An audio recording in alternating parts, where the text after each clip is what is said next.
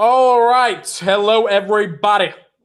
Welcome back to the channel. We are here today to start off big tech earnings for Q2 with Tesla and Google.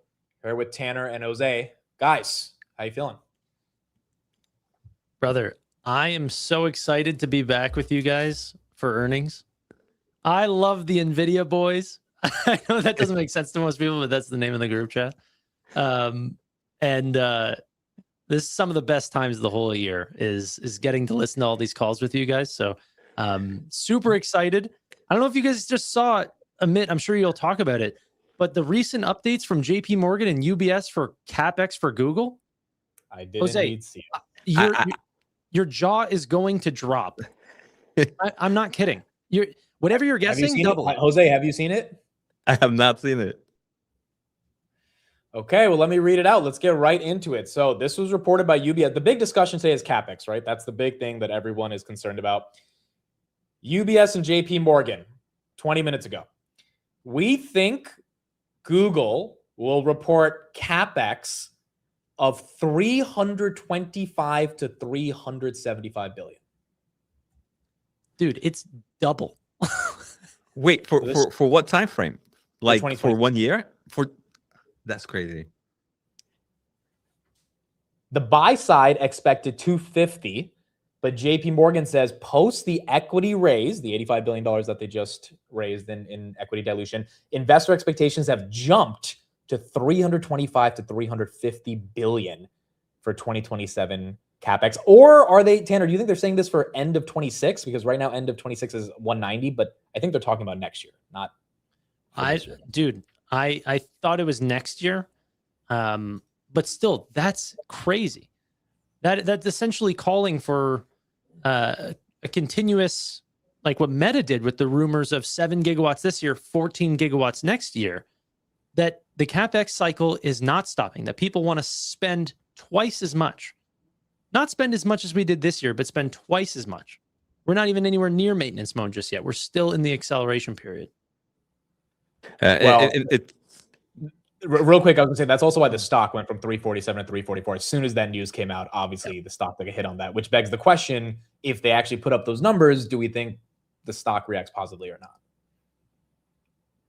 I mean, but they're doing this for a reason, right? I mean, they're seeing this crazy demand. And if you're jumping that big, right, from like what 185, 190 this year to potentially 350 plus next year, that's not like a small jump. That's that they need to be very, very confident that there is the demand that is going to be needed. Because even just like a $20 billion jump would be insane. But if we get kind of that even extra $100+ billion, there has to be some confidence from management, because you don't play around with that kind of money.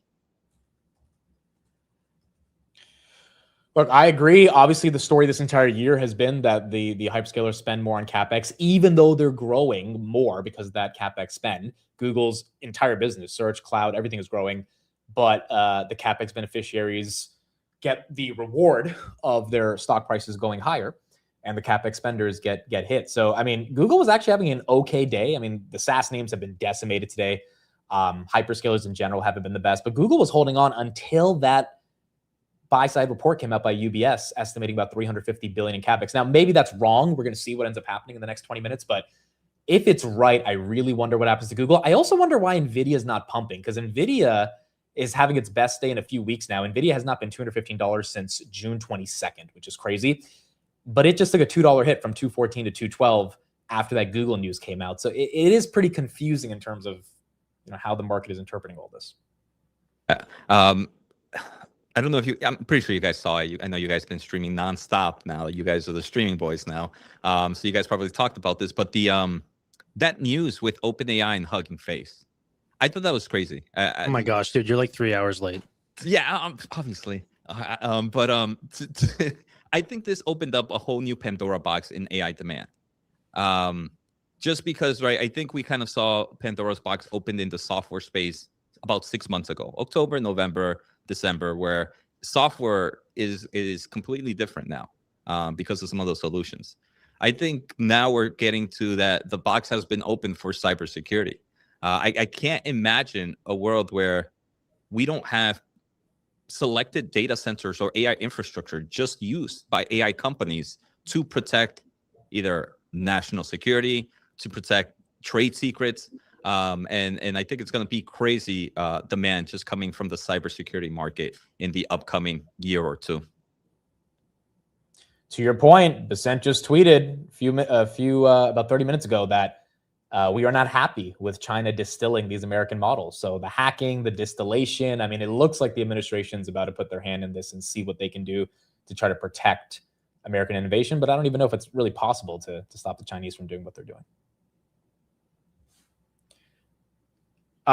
Tanner, your take on not only Google, I think you are bullish even with those CapEx numbers, but let's talk a little Tesla right here. Do you have any thoughts on kind of what could happen with this name going into earnings? Honestly, no. I've actually not kept up with Tesla over the last little bit. I'm curious to know if there's new updates on Cybercab production and when we're going to start to see some real numbers from the obviously robotaxi side of the business.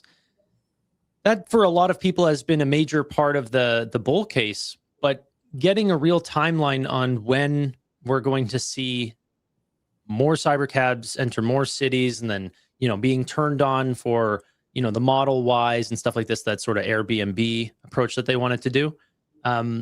Hearing a little bit more about that and also their energy business as well. It ended up seeing a slight decline, if I remember correctly, last quarter. Do we end up seeing a big ramp up there now? Where does that end up panning out? So I'm honestly excited for both, but I only have a stake in Google today. Yeah, Tesla's going to be really important because, at least from a perspective of, the past 7 to 8 quarters, you haven't seen meaningful revenue and EPS growth. If they even have some level of decent growth, maybe that's enough to get the stock moving because it's not at all-time highs like Google basically is. SpaceX, unfortunately, having another really bad day. It is now well below that IPO price of 135 here at 115.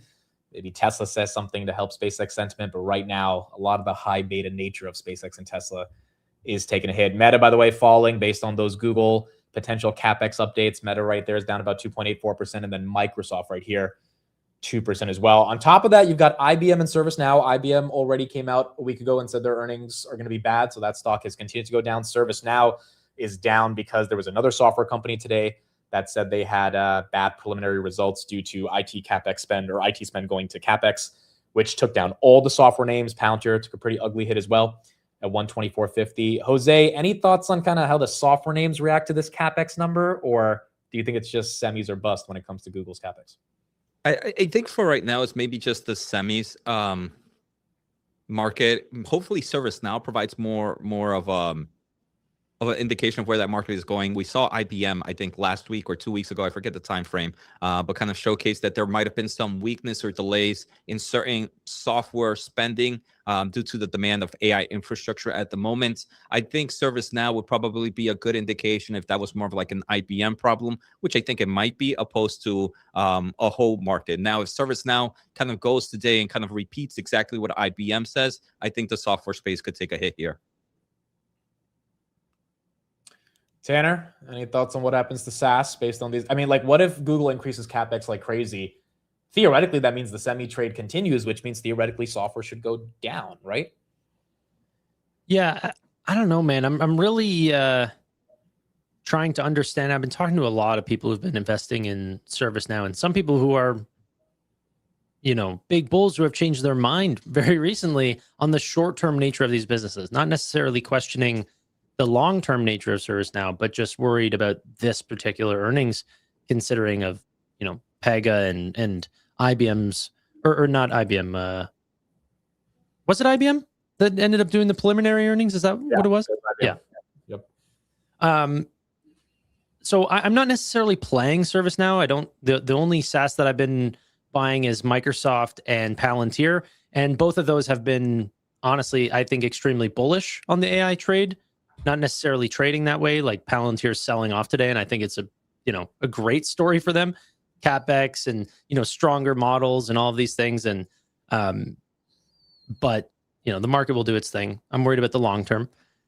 For ServiceNow, I'm interested in seeing what their average contract values are per customer, if new customers are coming on board, and what's the renewal rate. Those will be the important things to see. Everything else in terms of, how much stock that they bought back or anything like this, those are smaller indications for me. What I'm really interested to see is what is the customer saying right now? And if that's strong, then the stock should go up over time. We are getting a bit of an end-of-day sell-off right here, folks. Even the names that were really moving today, like a Nebius, Micron, they are giving up pretty much everything that they got today. So the market is definitely feeling pretty jittery before we get these Google earnings.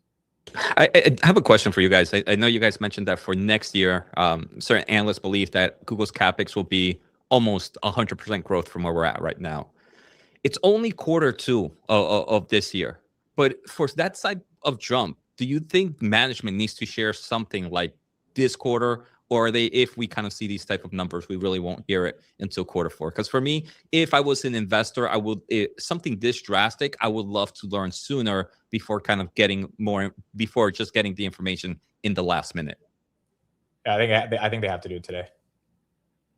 They have to. There's no way they can increase CapEx by 90 billion or 150 billion or something and not tell people their plan. I mean, that's the number one question they're going to get. They can't avoid that, right? So I would imagine we're going to get the answer to that. We got to keep a real big eyes. We got 1 minute till the market closes on all the semis here, because again, conventional wisdom would suggest if Google actually puts up 350 billion of CapEx, your neo clouds, your optics, your wafers, your server racks, they should all go crazy. Memory, obviously.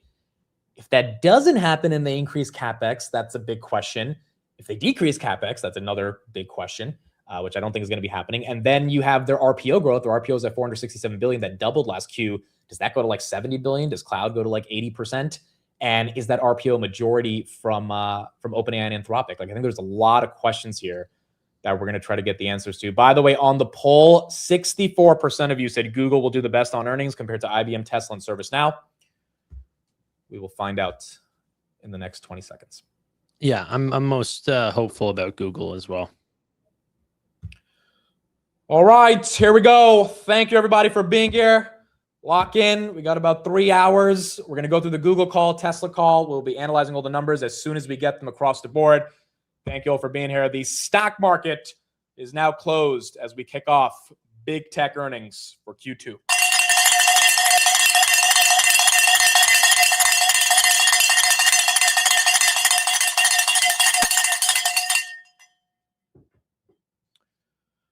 Just have to sit here and tank it. Yeah. Just to sit there and take it. That is correct. Now it's harder to mute on this side. Google should give you the numbers. Like, usually Google's really, Tesla takes about 5 minutes. Google tends to be pretty quick. Yeah. So me, Jose, and Tanner will be looking for the numbers. Whoever finds it first can just say they have the numbers and read them out. Obviously, we have IBM, ServiceNow, Texas Instruments. We're going to try to get through the big ones first and then get through all the other smaller companies that we have. Google right there ends the day at 342. S&P 500 ends the day basically flat. Micron actually ended up red, down about 1%. Palantir was down about 6%. SpaceX down 6.7. ServiceNow was down about 6%. And then Nebius ended up about 0.5% up on the day. Tesla was down 1.3%. Okay, no numbers yet. They should be here very soon right here. Oil, by the way, also spiked up today on more claims from Trump saying that if Iran strikes any ships, we will bomb their bridges and power plants. Oil 86.62 on the day, up about 2.7%. That also was a strain on a lot of different names here today, especially in the high beta space. All right, a little bit of a green candle on Googs. We don't have Googs, but we do have Texas Instruments. Beat by 10%, 214 versus 195 on EPS. That stock is down 4. Revenue 5.4 versus 5.2. They beat by 4%. Revenue's up 23% year over year. EPS is up 52% year over year. They also were expected to do 676 million in CapEx. They're only doing 514 million, which technically I think should be good for them because they're not spending as much on CapEx. The market's weird, right? I mean, it's too much CapEx bad, too little CapEx bad. Okay, Google, we got the numbers. We have the numbers. Google is down 1%. CapEx for second quarter for Google was 44.9 billion. Wow. Street thought it would be 44.1, so that's a beat on CapEx. Now Google's up 2.3. Now it's green. Revenue 119.8 billion versus 117. That's a $2.8 billion beat. Operating income 40.7 billion versus 40.5. That's a beat. Services revenue 94.5 versus 94.3. That is a slight beat. Ad revenue 81.6 versus 81.1. That is a beat. Revenue's up 24% year over year. EPS is up 294% year over year. EPS came in at $9.11. The street wanted 291. That is a 213% beat. The reason I think the stock is not going to the moon on a 213% beat on EPS is because that is likely manufactured through their SpaceX and Anthropic holdings, which were re-rated. So that 200% beat on EPS is, at least right now, based on price action, the market's not caring about that at all. That Google Cloud number is crazy, right? Dude. What is it? I don't have a cloud. What is it? Oh, up 82%, sitting at 24.8 billion, but up 82% year over year. Wow. Oh my gosh. 950 million Gemini monthly actives. Search grew 17%. I was really hoping that would grow by over 20, but total revenue growth 24%. That's unbelievable. I do not have the CapEx number yet for like the fiscal year, but it was 44.9. Wow. So cloud grew 82%. Last quarter, that was 63. Stock's flat, but that's a pretty big result of, that's a pretty big level of growth Q over Q based on the CapEx they're spending. So you're starting to see that in their cloud growth. Yeah, last year it grew by 32%. Right. So we've gone from 13 billion, now year over year it's 24.7 billion. Again, that's wild. That is 100% wild. For those that are wondering why the EPS beat is so big, $9 versus $2.90, it is because SpaceX and Anthropic were likely marked up. But the street is not really caring about that. It's down 1%. We'll have a lot to analyze here, but the headline numbers look amazing on Google. The beats are slight. The cloud beat is way better. It's about $2.5 billion. The other beats are very slight, but not a bad quarter at all. Tesla, let's get these numbers. We are down 1%. Revenue 28.2 versus 26.3. That's a beat. EPS 32 cents versus 33 cents. That's a miss on EPS, slight miss. Gross margin 16.8. Street wanted 19.4%. Free cash flow was negative 1.0 billion. The street thought it would be negative 3.6 billion, so that is better than expected. Alphabet gained 99 billion on their EPS based on their gain on equity. So their unrealized gains were 99 billion, which is what helped that EPS number get up there. Tesla now down 2%. It's a beat on revenue. It's a miss on EPS. It's a big miss on gross margins. And I think those are the headline numbers. We'll get energy in a second and see what they're looking at. Well, one thing I saw with Google that I think was interesting is this is the first quarter that they are free cash flow negative. Yeah. Do you have the exact number on that? About $5.8 billion is what they're in free cash flow negative right now. Yeah. So you went from 10 billion, like, so the last couple of quarters were $24 billion in free cash flow to 10 billion to negative 5.8, 5.9 billion. Well, they got to spend that money on these chips, right? Yeah, free cash flow has been going down by 15 billion a quarter for the last 3 quarters. I mean, that is something for the street to adjust to, but the street also wants the CapEx spend. We don't have the fiscal year CapEx number, guys. They might say that on the call, but we do not have that. Google right there, down after hours. Tesla down 2.5, 364. Tesla does expect Optimus production in Fremont later this year. For Tesla, EPS is down 18% year over year. Revenue is up 26% year over year. So that's a margin story if revenue is growing, but EPS is not growing. On adjusted EPS, the expectation was actually 54 cents. They came in at 33. So they missed by 40% on EPS if you look at the adjusted numbers, which is also why I think the stock is reacting badly. ServiceNow is down 1%. I do not have ServiceNow numbers. I don't think they're out yet. But that stock is down. Here's another little update real quick on Google. 119.8 billion versus 116.93 billion that was expected for Q2 revenue. Now with EPS, this is a GAAP number of $9.11. We are not comparing that to the estimate here because in the quarter, Alphabet saw a $99 billion equity securities gain. Cloud revenue, this was the big question going into the print. We are seeing an 82% jump year over year to 24.8 billion versus the $22.24 billion that was expected for cloud revenue. And I've also got to read on CapEx in Q2, 44.92 billion, also beating the estimate there. I'm going to keep digging into these numbers and come back to you guys. Tanner, raw thoughts, Google, decent quarter? Yeah, I actually don't think this is too bad.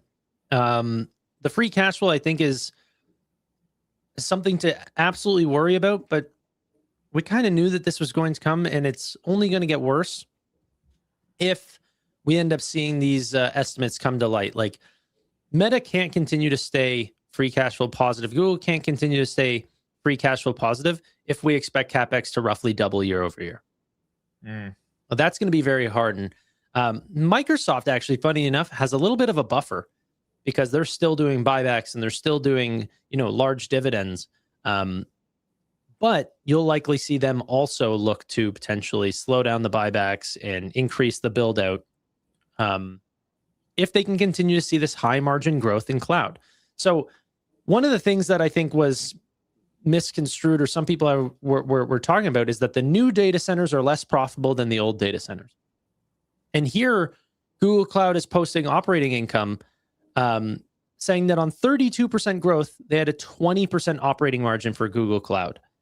Today, they're growing by 82% at a 35.6%, the highest ever posted operating margin for Google Cloud.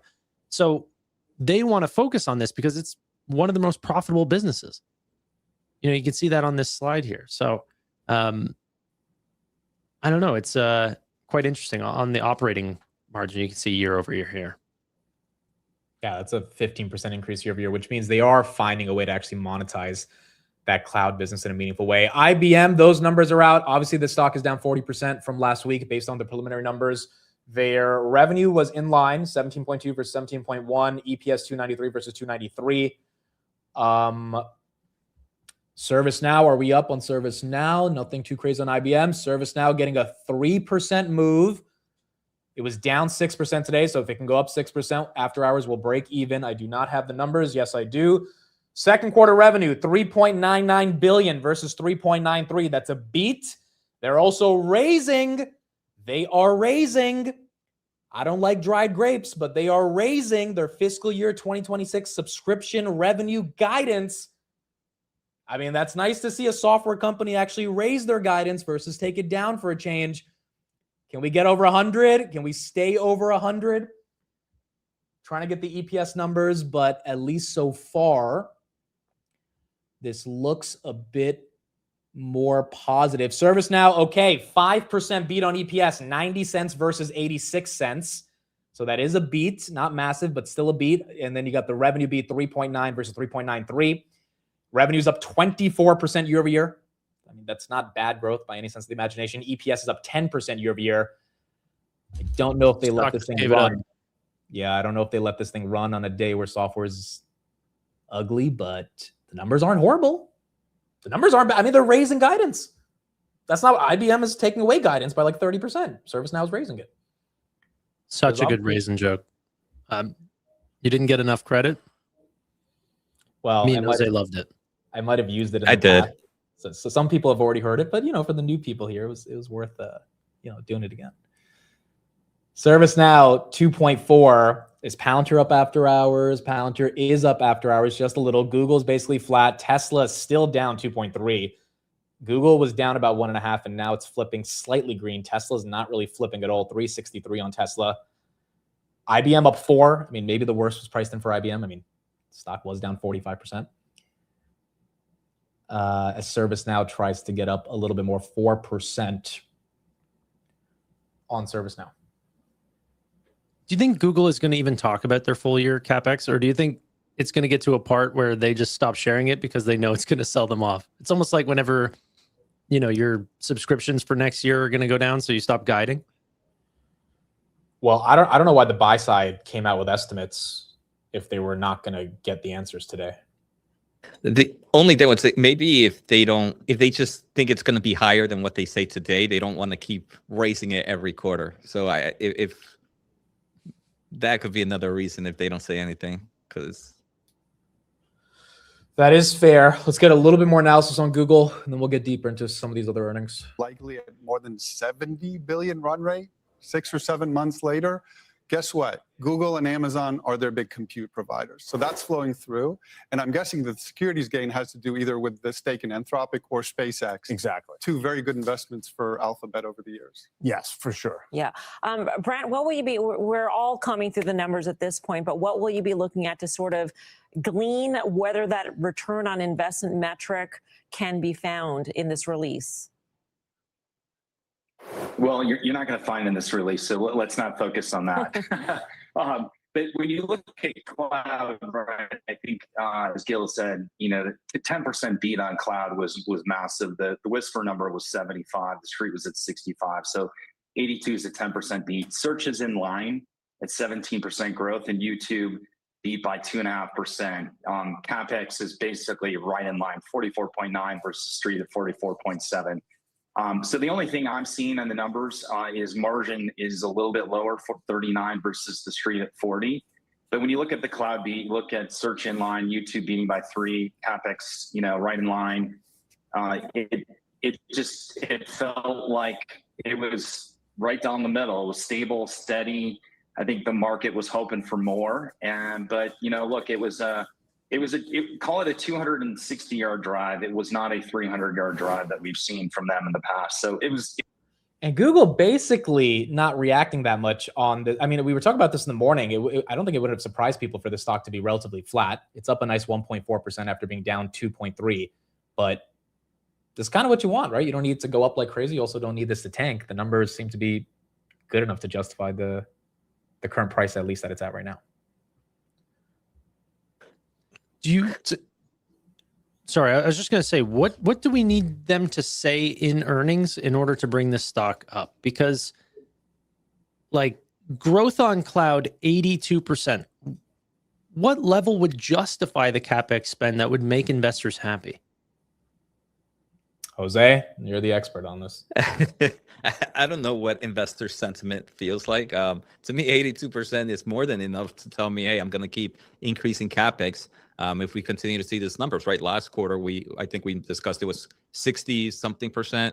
You're seeing an acceleration of a much larger number. So I think they should keep spending. The thing that I found the most shocking was I knew Google was going to end up being free cash flow negative. I just didn't think it was going to be this quickly. I wonder how the market is going to react, because this was one of the stronger ones. When like Amazon reports this quarter, or when Microsoft reports this quarter, which I do believe tend to have a lot lower free cash flow than Google. So if Google is doing it like this, it's going to be interesting to see how the other players are playing it out. I see some comments and people are saying, you know, if they cut CapEx, then the stock would moon.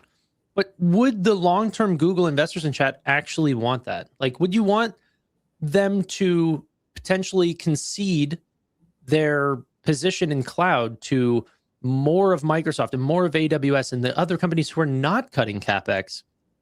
Because there is that demand for artificial intelligence. We're seeing these cloud companies, as you can see from the 82% growth. What was the backlog? Did we see the backlog update yet? Let me check. We have to have it somewhere. Let's see. You know, like, do you really want them to concede this business? A business that has been extremely fruitful for them. So of course you want higher free cash flow, but you can't have your cake and eat it too. Yeah, I mean, also if they stop spending on CapEx, what if they're like, part of the reason they're growing 82% is because they can supply all the demand, and to supply the demand, you have to spend on CapEx. So if they stop the CapEx, maybe they can still supply the demand with the current amount of capex they're spending, but theoretically, if they can't, and that's what management has told us for the past year and a half, they wouldn't be growing like this, right? Which is the issue.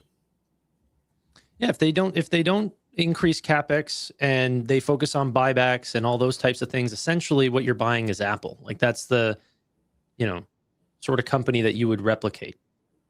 Right. I do not have these. Hold on. Do I have it? RPO. I didn't see it. I don't know if I missed it though. Did they not disclose RPO? Because that would be pretty annoying if they didn't.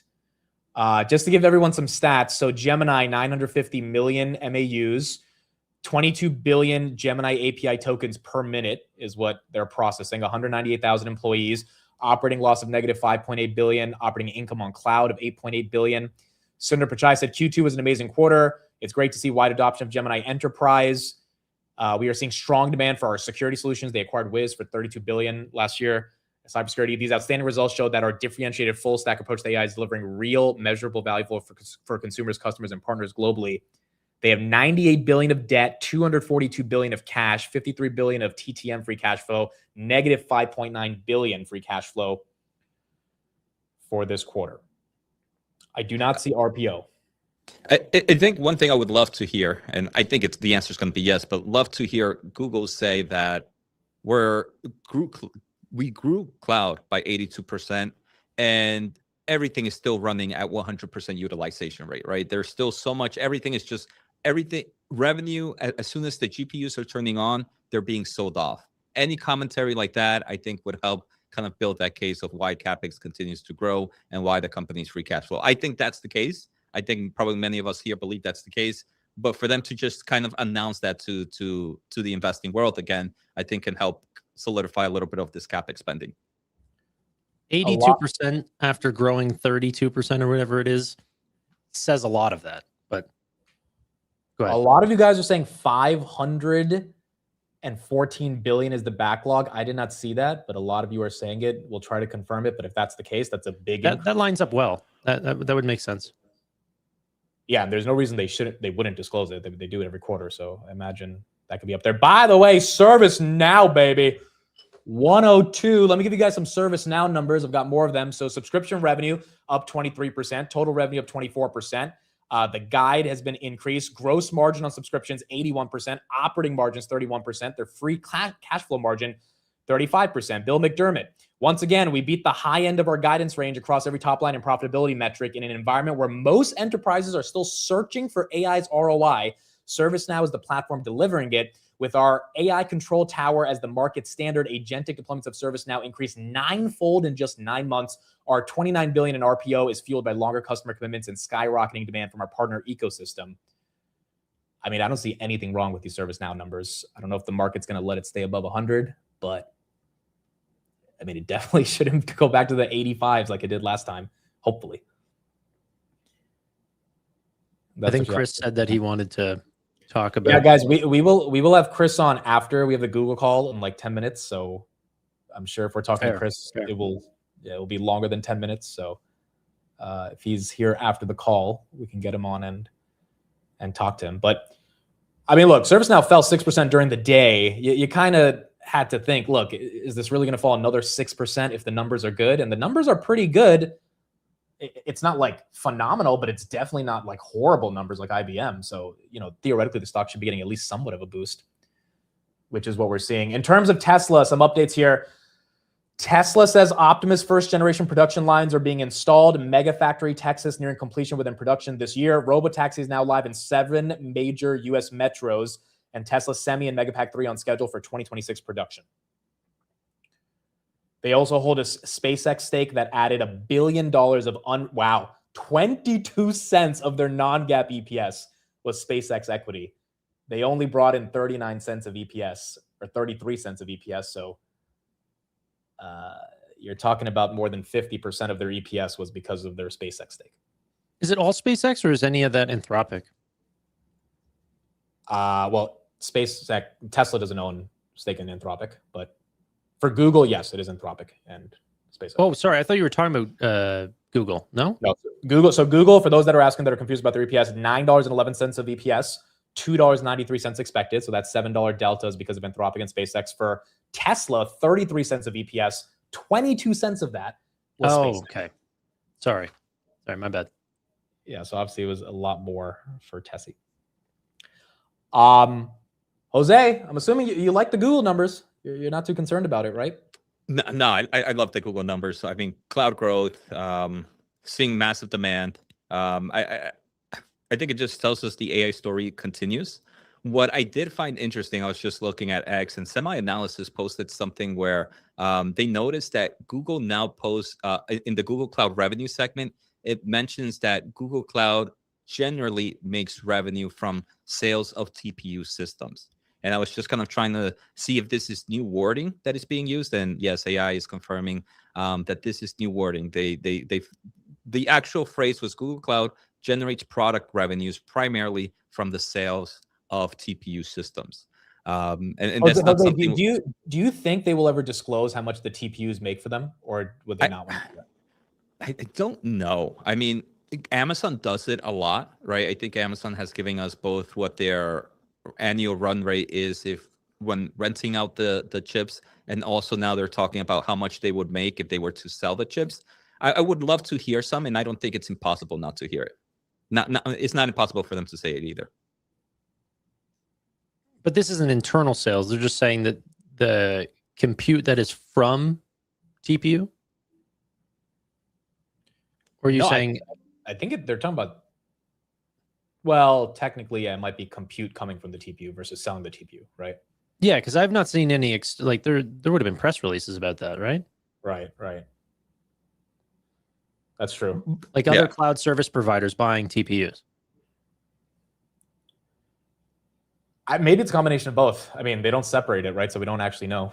But yeah, they are starting to include that now. ServiceNow still getting a nice 5.8% move after hours. Let's get another update on Googs and Tesla. And then in 6 minutes, we start the Google call. Category, which is a key read both on the ad market, but whether their generative AI business is cannibalizing what still remains their core revenue and profit engine. That segment came in a bit light of estimates at $63.3 billion versus the $63.42 billion expected. YouTube revenue actually breaking a losing streak here in terms of missing the street's expectations. That's coming in at $11.1 billion, which is a beat over the $10.81 billion expected. Notably, I am not seeing backlog in the release like we did last quarter. Remember, last quarter it had doubled to $460 billion, so they're not singling that out this time. You might get that on the call. Only other thing I would point to is that other bets revenue. This is the segment where Waymo lives. It's again a miss, just like it was last quarter, coming in at $382 million versus the $401.3 million expected. And Google doesn't offer formal guidance. We should get more color on the call, which kicks off in about 20 minutes from now. A little bit more here on ServiceNow as well, or Tesla than ServiceNow. EPS of 33 cents a share. The street was expecting 51 cents a share. We're going to dig through the numbers to explain exactly how that happened. Revenue came in better than expected at $28.24 billion. The street was expecting $25.7 billion. A couple of numbers within the numbers from Tesla in the second quarter. $3.12 billion was the revenue from energy storage. I know the street was expecting 3.5 or a little over 3.5 billion.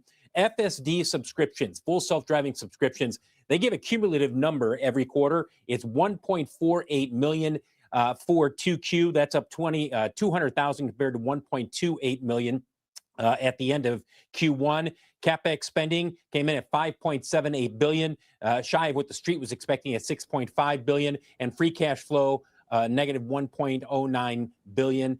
A couple of things. Again, street thought it would be negative 3.5 billion, so that actually was a bit better than some of the expectations.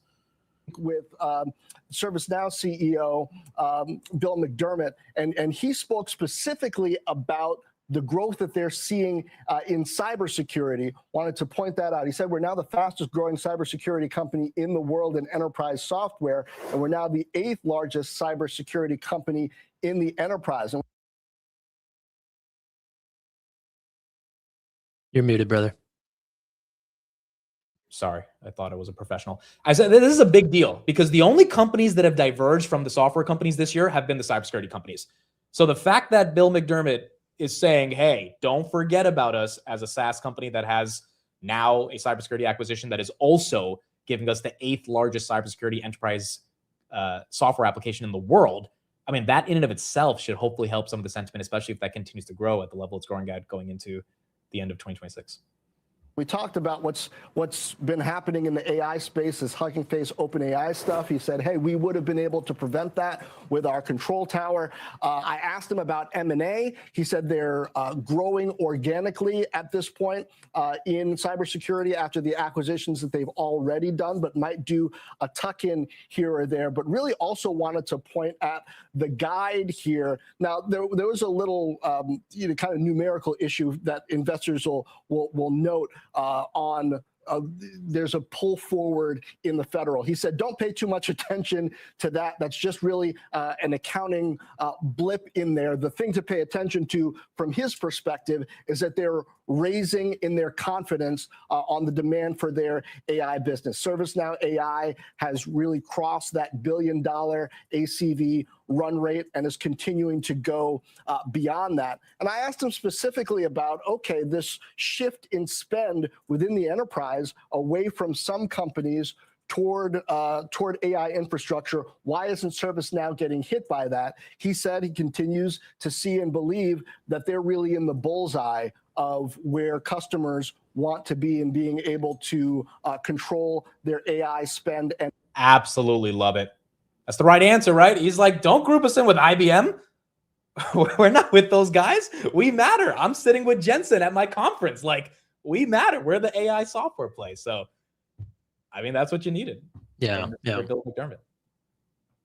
I didn't know they made a cybersecurity acquisition. Is this old or? It happened. It happened 3 months ago, and that's what hurt their margins last quarter, right? But that's actually pretty interesting. I got to look at this one then. All right, we got the call in a minute. Jose, Tanner, I'll ask you this question. If you were an analyst on the call, now that you have some of these numbers and in the chat as well, what would you ask Mr. Sundar Pichai? Oh my gosh. I'm not sure. I think I would just continue to talk about or continue to ask about, do you expect margin to continue to expand with this backlog? How large is your new chip business going to be? I think those would be, if you want to sell chips externally, I think those are two of the biggest opportunities, is cloud and selling TPUs externally. And for me, I would ask what they think is the biggest market grower in AI. Is it coding? And what do they think is the next big thing? I would love to hear their thoughts if cybersecurity is the next thing, or if coding is just going to continue to be the main driver for AI growth. Okay, now let me warn everybody. I have to do this every time. The Google call is boring until we get to the questions. Just being honest. It's not that bad. What do you say? I said it's not that bad. I enjoy it. Well, when the CFO starts talking, it's 20 minutes of pure reading off of a script. So just be ready for it. It is what it is. But once we get to the questions, we can, get to some of the good stuff. All right, I think we are live. Here we go. Google, and then we'll be back after Google, and we will get into Tesla. And we'll keep some updates in the chat based on the other companies that are reporting. Good luck, everyone. To ask a question during the session, you will need to press *1 on your telephone. I would now like to hand the conference over to your speaker today, Jim Friedland, Head of Investor Relations. Please go ahead. Thank you. Good afternoon, everyone, and welcome to Alphabet's second quarter 2026 earnings conference call. With us today are Sundar Pichai, Philip Schindler, and Anat Ashkenazi. Now, I'll quickly cover the safe harbor. Some of the statements that we make today regarding our business, operations, and financial performance may be considered forward-looking. Such statements are based on current expectations and assumptions that are subject to a number of risks and uncertainties. Actual results could differ materially. Please refer to our Forms 10-K and 10-Q, including the risk factors. We undertake no obligation to update any forward-looking statement. During this call, we will present both GAAP and non-GAAP financial measures. A reconciliation of non-GAAP to GAAP measures is included in today's earnings press release, which is distributed and available to the public through our investor relations website located at abc.xyz/investor. Our comments will be on year-over-year comparisons unless we state otherwise. And now, I'll turn the call over to Sundar. Hi, everyone. Thanks for joining us. We have exciting momentum. Alphabet revenue grew 24% year over year. our AI investments are redefining what's possible across every part of our business. Our momentum starts with search, where people are adopting one seamless search experience across AI overviews and AI mode. We saw 17% revenue growth in search and other, and YouTube ads grew 13%. Cloud revenue grew 82%, powered by strong demand for AI infrastructure and AI solutions. And cloud backlog grew to $514 billion. It's great to see the wide adoption of Gemini Enterprise, with nearly 90% of Fortune 100 using it. Today, I'll expand on our AI progress, our global product footprint led by search and YouTube, Google Cloud's leadership, and our long-term bets. First, AI. Yesterday, we announced new models, Gemini 3.6 Flash and 3.5 Flash Lite, which are cost-effective and highly efficient. We are seeing tons of demand for our workhorse Gemini Flash series because it hits the sweet spot of performance and cost. We also launched Gemini 3.5 Flash Cyber, which I'm really excited about. Paired with our CodeMender agent, it finds and fixes vulnerabilities and delivers performance at the frontier, comparable to far bigger cyber models. Gemini 3.5 Pro is currently in testing, and our team is already building the next generation of models. We have started our most ambitious pre-training run yet for Gemini 4 and are excited by the progress we are seeing at the frontier. Demand for our models is translating to strong token usage across developers and enterprise customers, and we continue to be supply constrained, a sign of momentum and rapid adoption. More than 9 million developers are building each month with our models across our APIs and key developer products. Our model APIs are now processing approximately 22 billion tokens per minute. That's up from 16 billion just a quarter ago. Additionally, this quarter, we launched Omni. It allows users to create anything from any input, starting with video. Since launching at I/O in May, there's been a 40% increase in daily active users creating videos on the Gemini app. Our Gemma family of open models, small enough to run on local devices, are hugely popular. These models have been downloaded over 900 million times, and our latest Gemma 4 models have been downloaded over 300 million times since launching in April. Our agentic development platform, Antigravity, allows anyone to build in the agent-first era. It has more than 2.4 million weekly active users. Antigravity is a powerful tool for users and enterprises, and it's completely accelerated how we build internally. As just one example, a team in Chrome is now on track to accelerate delivery by 8 times, compressing a 2-year timeline into 3 months through model-driven refactoring.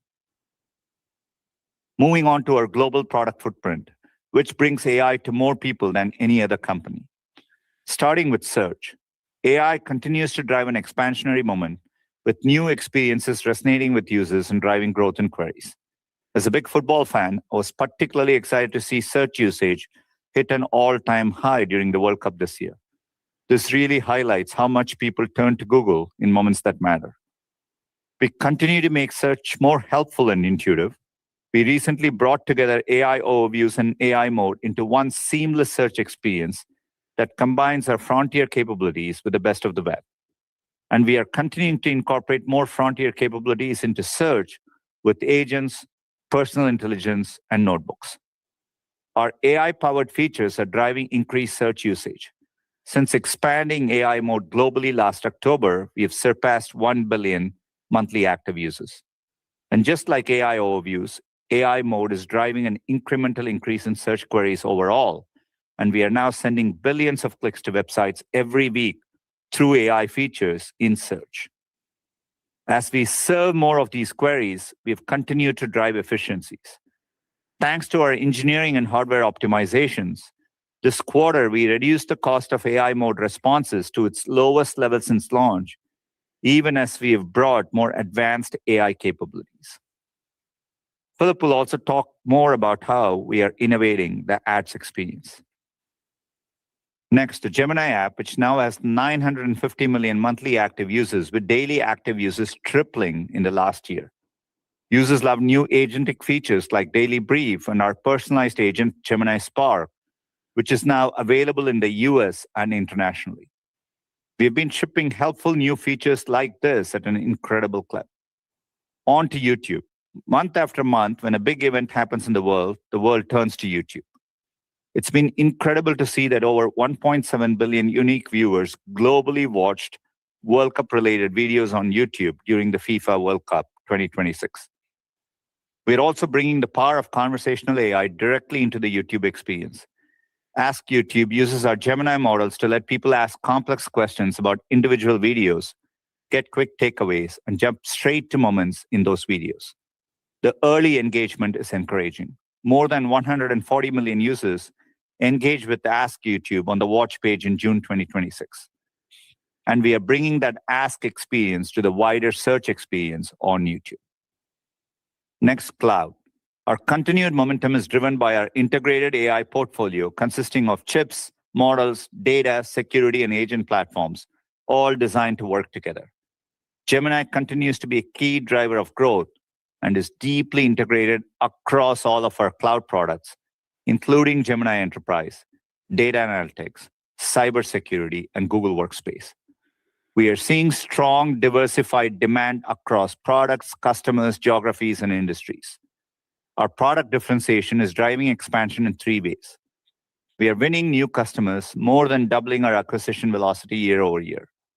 We are deepening our relationships with existing customers who are expanding their usage and exceeding their commitments by more than 50%. Also, an acceleration over last quarter.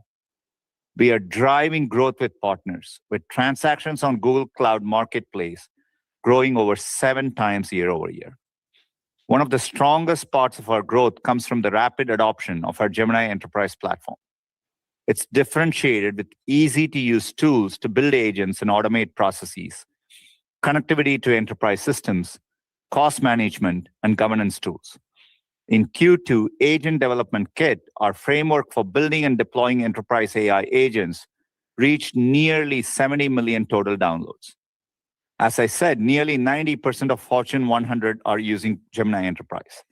We have customers like PepsiCo for AI and analytics solutions, Intel to streamline core processes, HSBC for wealth management, Bell Canada for customer engagement, Macy's for commerce experiences, and Signal Iduna for knowledge management. More broadly, Gemini is transforming how millions of businesses use AI to build custom agents, automate processes, improve cybersecurity, manage customer relationships, streamline data analytics, collaborate effectively, and more. All of this momentum is driving growth in our paid token usage. Nearly 500 cloud customers have each processed more than 1 trillion tokens in the last year, and usage is so much deeper than that. Over the last 12 months, more than 2,000 enterprises consumed over 100 billion tokens. We're also seeing strong interest in our AI-powered security platform, which is differentiated because it integrates threat intelligence, cyber response prioritization with WIS, AI automated scanning, code remediation, and monitoring. Today, 90% of Fortune 100 are Google Cloud security users. Nearly 90% of WIS customers are using AI-powered security features. And we have seen a more than 45% quarter-over-quarter increase in the number of AI workloads scanned and protected by our security platform. Our security tools are being used to protect critical infrastructure, including financial services organizations such as Morgan Stanley, telecommunication providers such as TELUS, healthcare organizations such as Texas Children's, software companies such as Atlassian, and several government agencies. And with our new Google AI Threat Defense, we are really excited to bring our new cyber model and code mender to help our customers defend against AI threats. All of this is powered by our leading AI infrastructure. We offer the industry's broadest range of accelerators from Google and NVIDIA, including the new NVIDIA Vera Rubin platform and TPU 8T and 8i, which delivers strong price performance. On top of this, let me mention 3 unique offerings. First, our Virgo network, which is designed to meet the needs of modern large-scale AI workloads. It allows customers to connect 1 million AI accelerators across multiple data center sites into a unified supercomputer. Second, our software stack has native support for JAX, PyTorch, VLLM, and SGLang. enabling workload portability across GPUs and TPUs. And third, our new agent-optimized Axion CPU provides 30% better performance per dollar compared to peer offerings.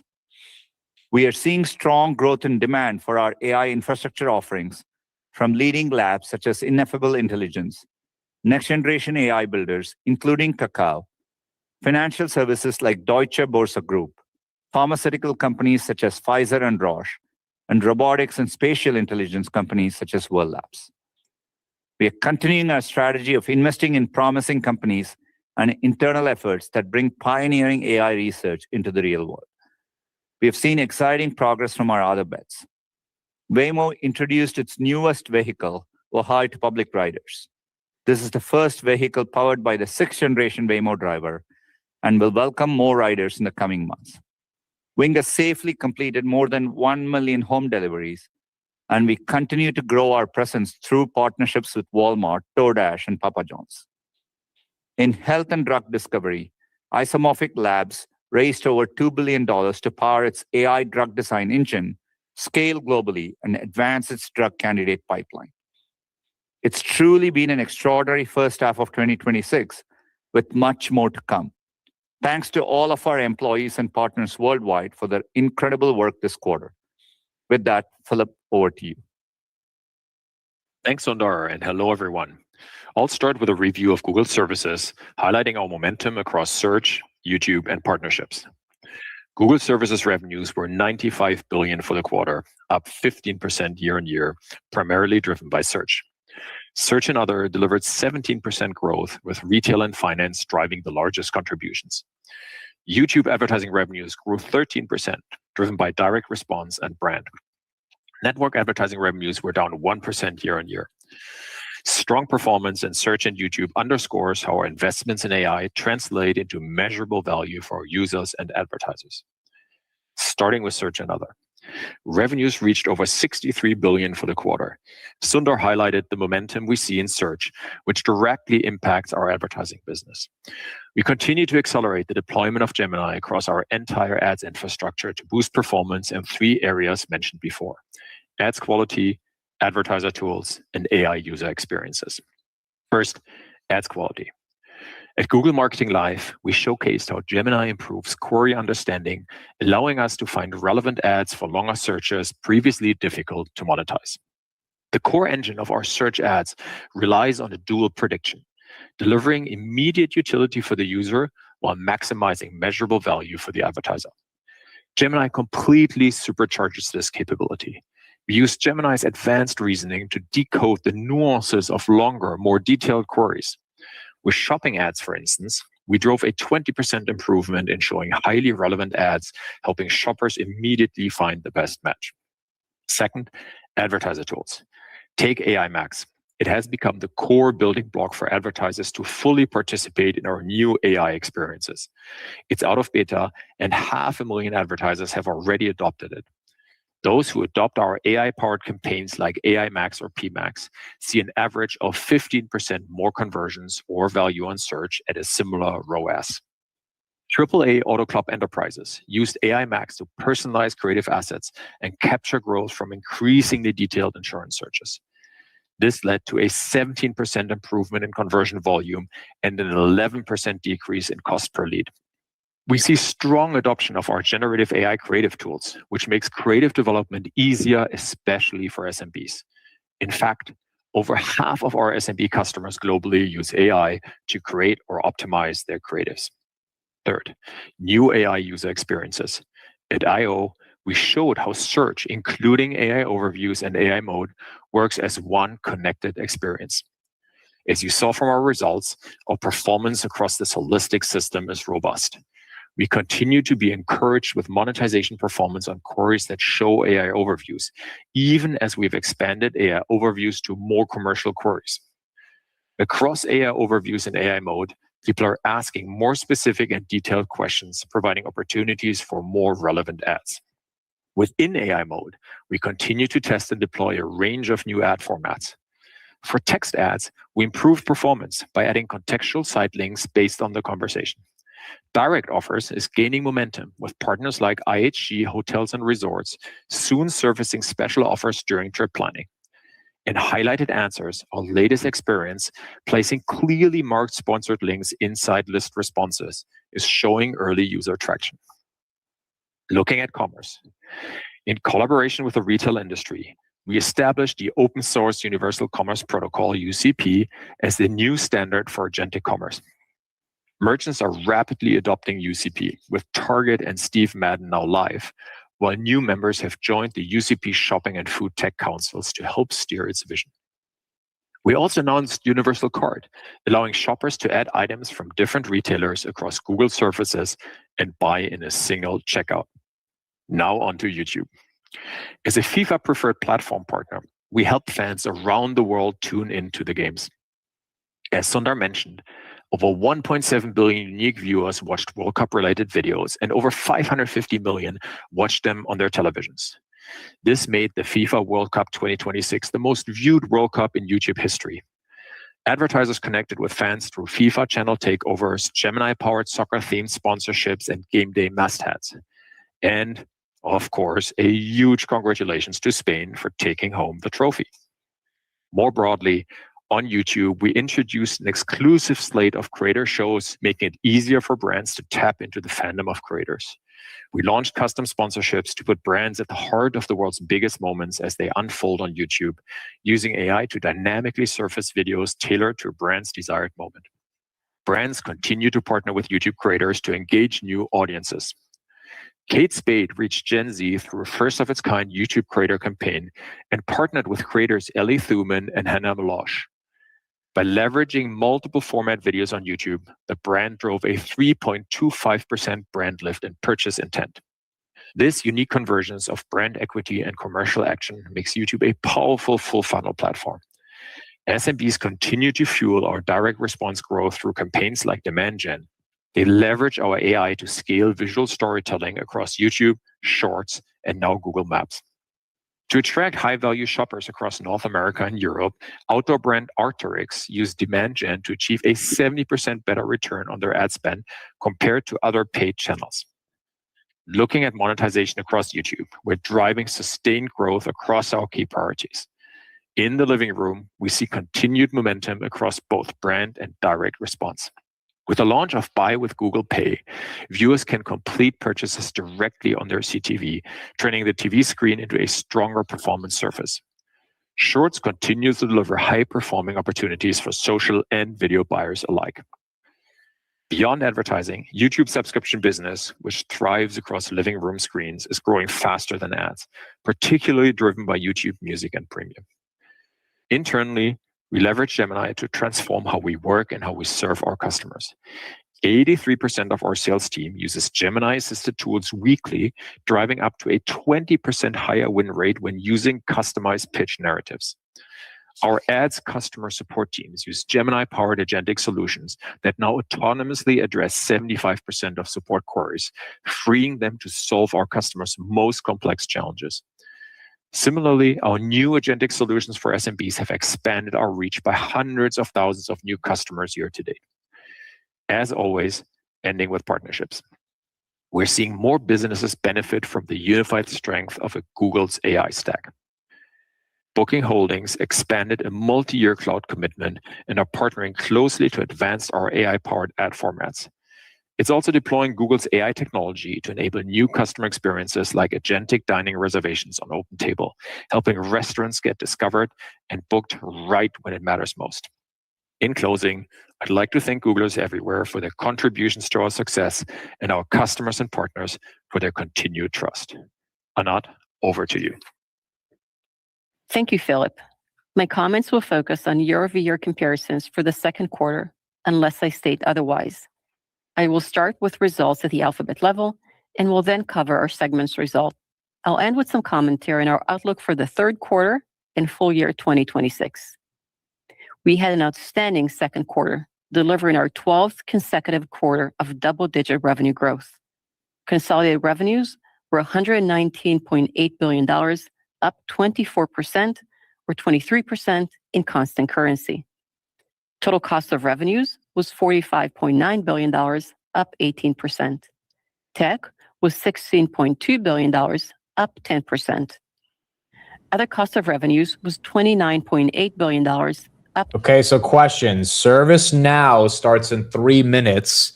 I believe the CFO is going to be talking for the next 15 about the numbers, which, again, she's just reading the numbers off of the press release. We can listen to the first 5-10 minutes of ServiceNow, then get right back to Google for questions. Let me know what you guys think. Or do we just want to listen to her read the numbers? But we could switch for like 10 minutes and then get back before questions. Sales and marketing expenses were up 18% due to investments to support the Gemini app and search and compensation. And G&A expenses increased 24%, primarily driven by compensation and charges for certain legal and other matters. Operating income increased 30% to $40.8 billion, and operating margin was 34%. Other income and expenses was $98 billion, representing a substantial increase from the prior year, primarily due to unrealized gains in our equities securities portfolio. Net income and earnings per share increased significantly, primarily due to the unrealized gains in OI&E I just mentioned. We generated strong operating cash flow of $39.1 billion in the second quarter and $185.7 billion for the trailing 12 months. CapEx was $44.9 billion in the second quarter, with the vast majority of the spend in technical infrastructure to support our investments in AI. Approximately 60% of our investment in technical infrastructure this quarter was in servers, and 40% was in data centers and networking equipment. We had negative free cash flow of $5.9 billion in the second quarter, driven by our investments in CapEx. Free cash flow was $53.3 billion for the trailing 12 months. We ended the quarter with $242.5 billion in cash and marketable securities, which includes $87.1 billion of marketable equity securities. Long-term debt was $98.2 billion. And as mentioned in our press release, our board of directors declared a quarterly cash dividend on our common stock of 22 cents per share, which is payable in September. Turning to segment results, Google Services revenues increased 15% to $94.5 billion, reflecting strong growth in search and subscriptions. Total advertising revenues were up 14%, with growth across all major verticals. We experienced strong ad growth related to the World Cup, particularly in YouTube ads. Google Search and other advertising revenues increased by 17% to $63.3 billion, with retail and finance driving the largest contributions.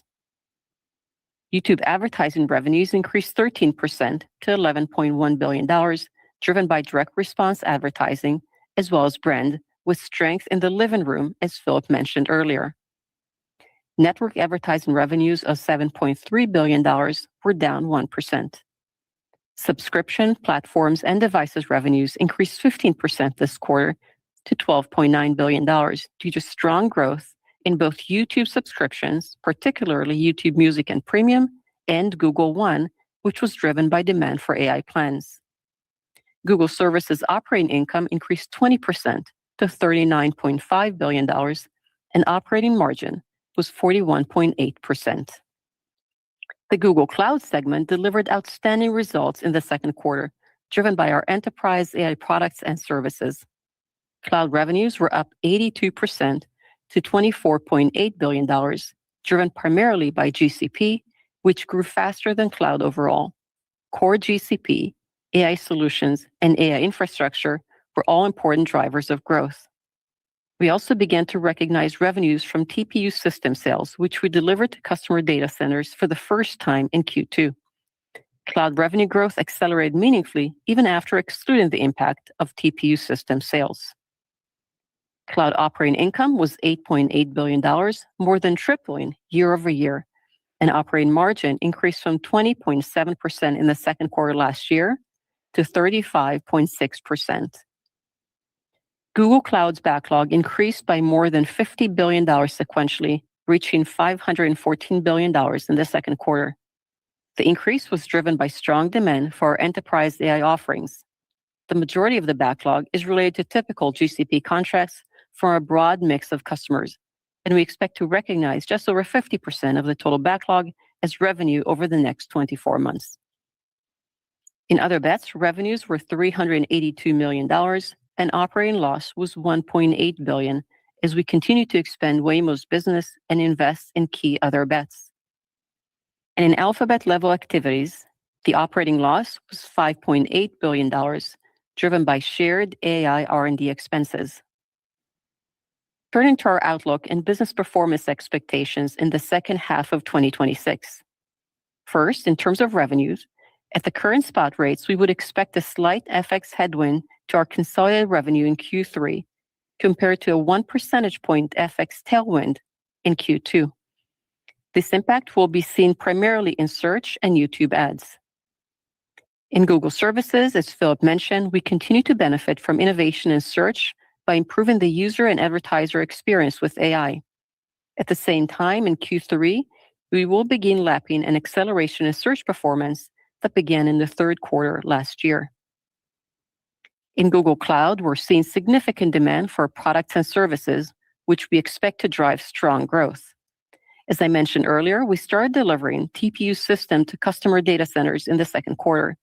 We continue to expect to recognize a relatively small portion of the revenues from our existing TPU system sales agreements this year, ramping as we exit 2026.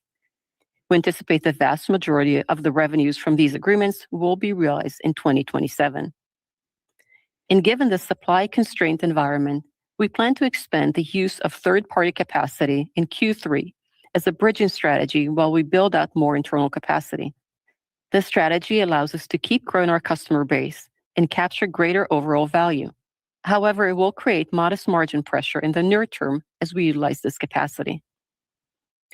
Moving to investments, we are updating our full year 2026 CapEx guidance range to $195 to $205 billion, up from our previous estimate of $180 to $190 billion. That's an increase of $10 billion for 2026 CapEx. The increase in the range is primarily due to an acceleration in the delivery of capacity to meet growing demand. As we previously shared, we continue to expect our CapEx to increase significantly in 2027, and we'll provide more details at a later date. No 2027 CapEx. 2026 is an increase from 190 to 205, so about 10 to 15 billion. They did say significant increase, though. They did say significant, which means maybe we're heading to 250, 300 for 2027. But they are not. They also said this. They also said the third quarter they're going to expand a lot of other players. So neocloud companies should probably benefit next quarter. Oh wow, guys, the stock's tanking. Oh my. I guess the street didn't like another 15 billion. So hold on, the street doesn't like 15 billion of CapEx. What are they going to do when it's 70 billion of CapEx in 2027? I think they're maybe stomaching the significant increase for next year. They heard that as well. Yeah. Okay, there you go. That is the biggest thing we've been waiting for from Google. We'll continue to center operations costs such as energy. We also expect to continue hiring in key investment areas such as AI and cloud. And we are investing in marketing to support our AI products. And finally, we expect the free cash flow will remain under pressure, driven by our investments in technical infrastructure, which enables us to capitalize on the AI opportunity and continue to drive attractive returns. Free cash flow remaining under pressure means they are guiding essentially for negative free cash flow for the next year. That's why I think you could be reading that. Yeah, it's bullish Nebius, bullish NVIDIA. All of those are up after hours. Technically bullish Google, but I guess, the market doesn't think it's that bullish. Wow, Nebius 230. All right, so the semis are liking it. Google is not. Q2 represented another strong quarter. Our teams continue to deliver impressive innovation, executing with discipline and velocity. I want to take this opportunity to thank our employees for their contribution to our performance. Philosophy and just constraints you're putting onto forward spend, how are those changing? You sort of think about the right amount to spend in 2027 to close this capacity constraint. Look, thanks, Brian. I mean, it's a good question. I do think it feels like we are in very early innings of what feels like secular shift across multiple areas. in our core information businesses, just the possibilities when I see what all you can do with the absolute frontier capabilities. There's still a lot of work ahead to translate all that into experiences for our consumer users. You can think about end-to-end agentic experiences to really meaningfully do a lot more for them. So all of that looks like extraordinary opportunities with extraordinary returns for executing well on those opportunities. Similarly, on the enterprise side, as you can see from our demand, which is reflected in our growth rates, et cetera. Again, in my conversations with many CEOs, many companies, they're all still, barely scratching the early stages of what's possible here. So I think, we used to talk about cloud itself, very few, small percentage of overall workloads in enterprises have shifted to cloud. Now think about what percentage of workloads are really AI native and AI enabled. It again feels like very, very early. So I would say, from an ROIC standpoint, I think, we are taking a full stack approach. We are seeing momentum across consumers and enterprises and developers and so on. So it feels like, if anything, over the past year, we've gotten more bullish on the opportunities ahead. I'll turn it over to Anat.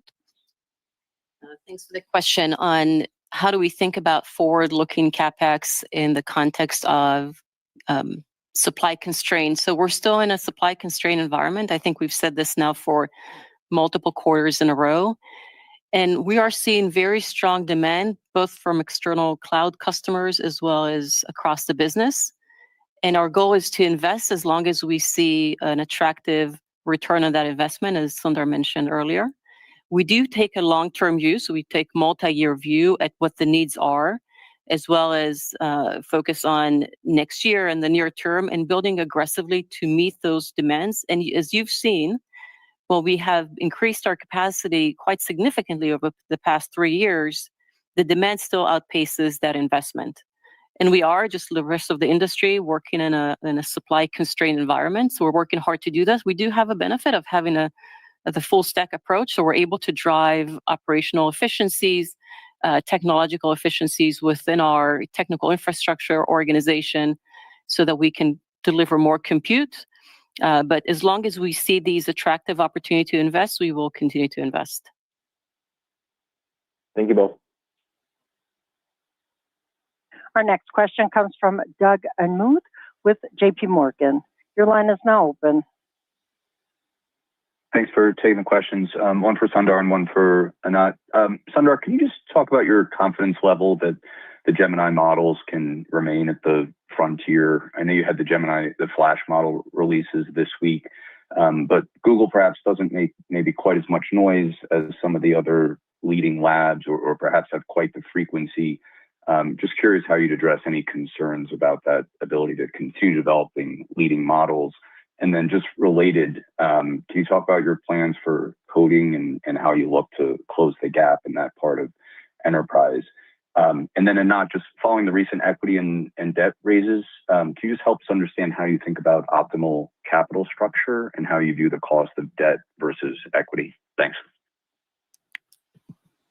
Thanks, Doug. Look, I think the frontier is incredibly dynamic space, and it's fiercely moving forward. At any given moment when you take a snapshot, it feels dynamic. We've had clearly frontier models. There are many attributes on which we are still at the frontier. There are areas where we've acknowledged we need to improve. Coding and agentic coding is an example of that, and I think the teams are very, very focused on it.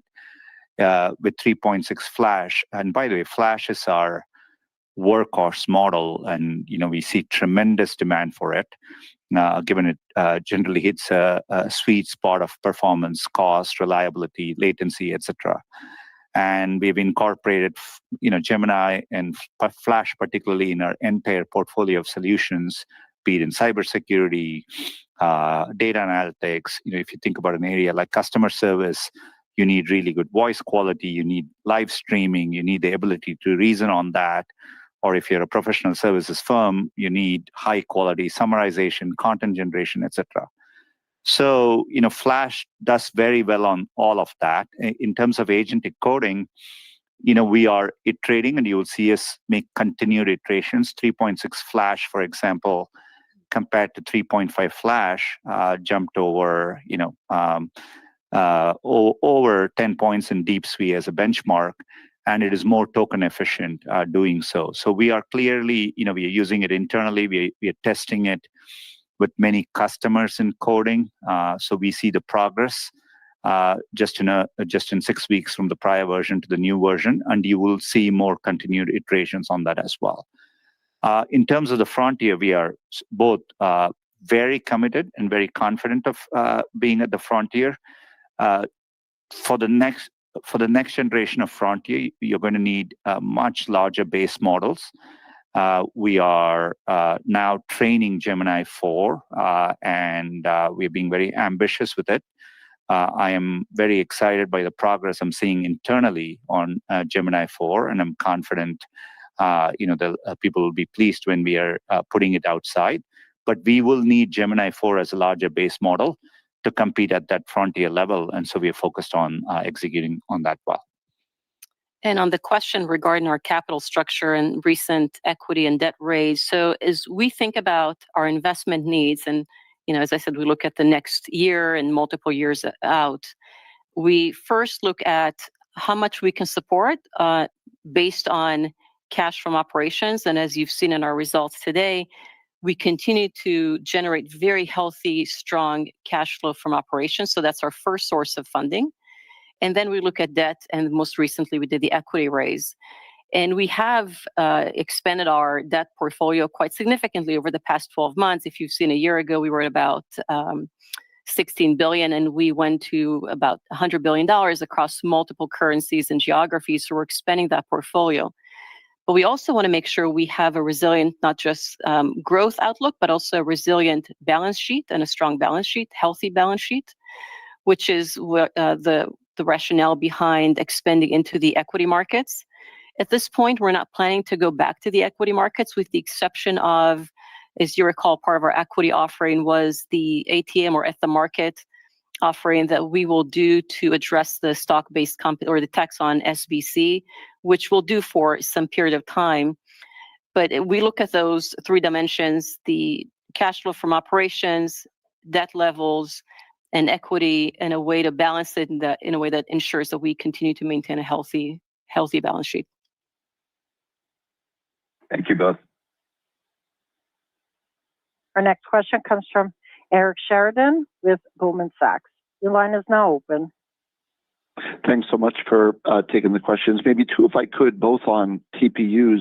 Sundar, can you talk about some of your key learnings as you scale your TPU efforts in terms of both the demand for TPUs and how you think about balancing the external demands for TPUs versus the internal demand for custom silicon inside the organization as you look over the next couple of years? And then, Anat, if I could just follow up, you made some comments in your prepared remarks about the impact of TPUs on Google Cloud. I didn't know if you could give us a little bit more granularity about the size of TPUs as a part of the revenue backlog and how to think about the revenue recognition or the potential for margin impact from TPUs in the years ahead. Thanks so much. Okay, I think in terms of, first of all, we are very pleased with our TPU roadmap progress and the value in terms of performance, and the edge it gives, and we obviously use it extensively. In terms of allocating TPUs, look, our first priority is making sure we are allocating what we need to compete at the frontier in terms of AGI development, and so that is the foundation for everything we do.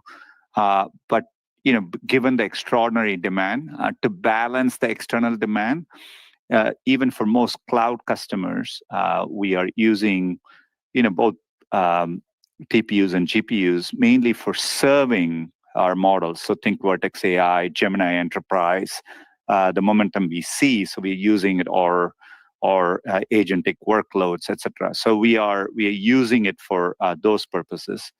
To the extent people want it as infrastructure, we are balancing it by increasingly looking at opportunities to put TPUs in their data centers or in other data centers, like the project we are doing with Blackstone, etc. So we are using that as an ability to balance and make sure we are allocating as much of the available compute for frontier model development, as well as serving both our consumer business and our enterprise business in terms of first-party models. And in terms of revenue recognition and how we look at the TPU system sales, so the way to think about it is the following. When we sign the agreements that I've mentioned in the prepared remarks, they would be then reflected in the cloud backlog.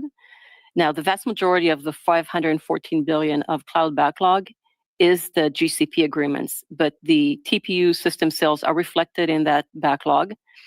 We start building inventory to be able to sell those systems. So you see that impact on the cash from operations because we built ahead, obviously, as we're building that business and ramping up. And then once we start delivering the sales, generally, that's when we start recognizing revenue. This quarter was a small amount of the total, that total agreement. Will continue to ramp up throughout 2026, but then you'll see the vast majority of the revenue from that agreements come through in 2027.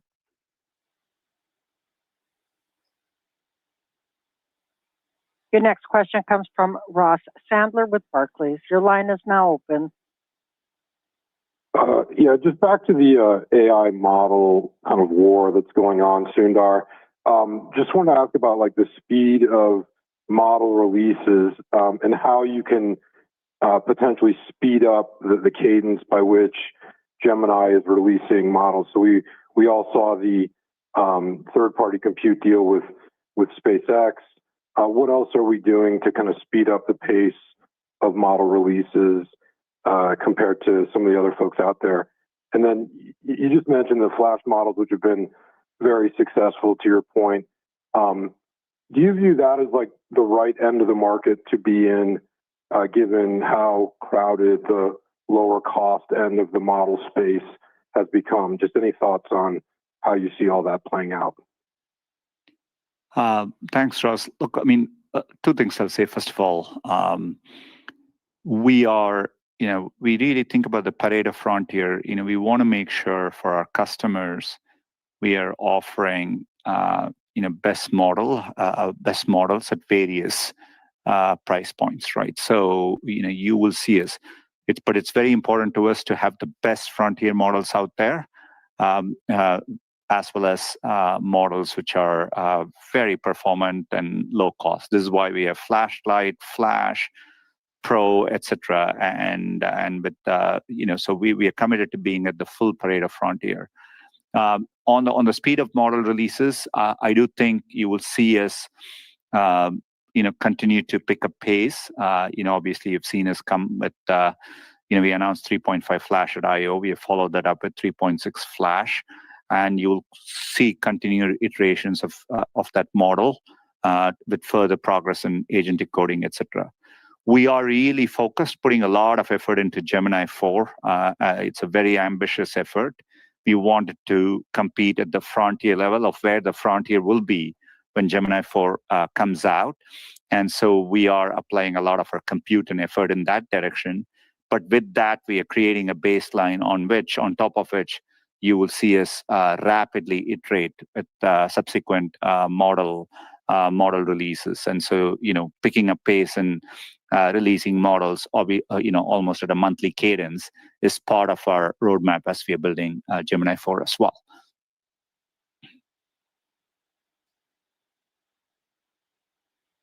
Your next question comes from Michael Nathanson with MoffettNathanson. Your line is now open. Thanks. Thank you. One for Sundar and one for Anat. Sundar, just keep with the model theme of this call. Can you talk a bit about what do you think the moats are to this new model war? Right? What is your strategic advantages that fuel your business? That even if everyone gets to the same type of model capabilities, what gives you the edge to keep growing like you're doing? And then Anat, back to Eric's question, anything you tell about the margin impact on TPUs going forward, right? Is it incremental margin to the core cloud margin, or is it a lower margin coming through? Thanks. Look, Michael, I mean, first of all, look, there are many layers at which we are providing solutions, right? I think part of what the value of our full stack approach is, customers are coming to us for solutions. So if you take an area like cybersecurity or data analytics, people are deploying solutions in which models are an ingredient in that solution, right? So take cyber, people are using Chronicle and Viz, and with our upcoming Code Mentor product, they're using it to detect and patch vulnerabilities and so on. Or take data analytics, people are bringing what's been in the past siloed data sources, putting it all together, and having an intelligence layer on top of it with Gemini Enterprise. And so the model is just an ingredient in those solutions. So I think it's important to remember that. Then even within where you're purely on a more model consumption area, people are, there is what looks as models are increasingly becoming end-to-end orchestrated systems, right? Workflows, agentic workflows. And to develop all this, it's your ability not just to bring the compute you need to train and serve, the data quality, the environments you have, your ability to continually improve, provide customers with that peace of mind that all the data they have, their data, their trajectories are confidential to them. None of that in any way flows back to the models. Their ability to configure and serve all this in a secure way and manage it and provision it and so on. So these are big end-to-end things. And so this is what our cloud business as a whole is focused on building it. And, when we are seeing demand across all of these components. And so obviously having our own models allows us to really optimize these solutions and bring an integrated offering. But we will also provide other models as part of these solutions. We also bring infrastructure as part of these solutions, et cetera, and take a whole full stack approach. So I think we are very, very well positioned there. And on the TPU margins, we don't break out margins for any specific products or infrastructure component. And certainly there are benefits from designing and manufacturing our own chips. But the way to think about it is this is an expansion of our total addressable market. So it expands the opportunities by providing solutions to customers that need those systems in their data centers.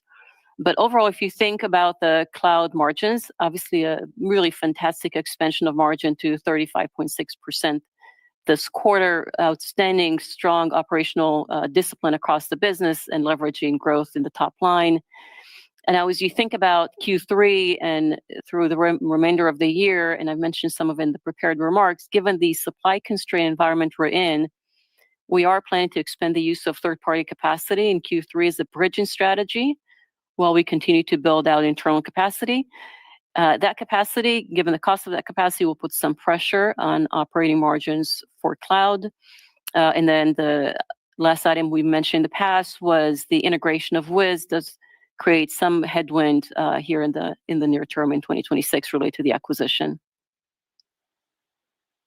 Thanks, guys. Your next question comes from Mark Shmulik with Bernstein. Your line is now open. Yes, thanks for taking the questions. Anat, just on these third-party deals and kind of the bridge and capacity, is there a particular objective where the constraints are most severe, or is it really broad-based? And I guess, stepping back a bit and thinking about capacity allocation across the businesses, has that changed at all, or is there a way to contextualize how you're now thinking about the trade-off between allocating compute to search versus model training versus for the GCP business? Thank you. Mark, I can comment on it. Look, again, on allocation, I think, the baseline with which we start is what it takes to, continue AGI development at the frontier. Obviously, the priors on that are just based on where the model frontier moves. And so we start with that as a baseline.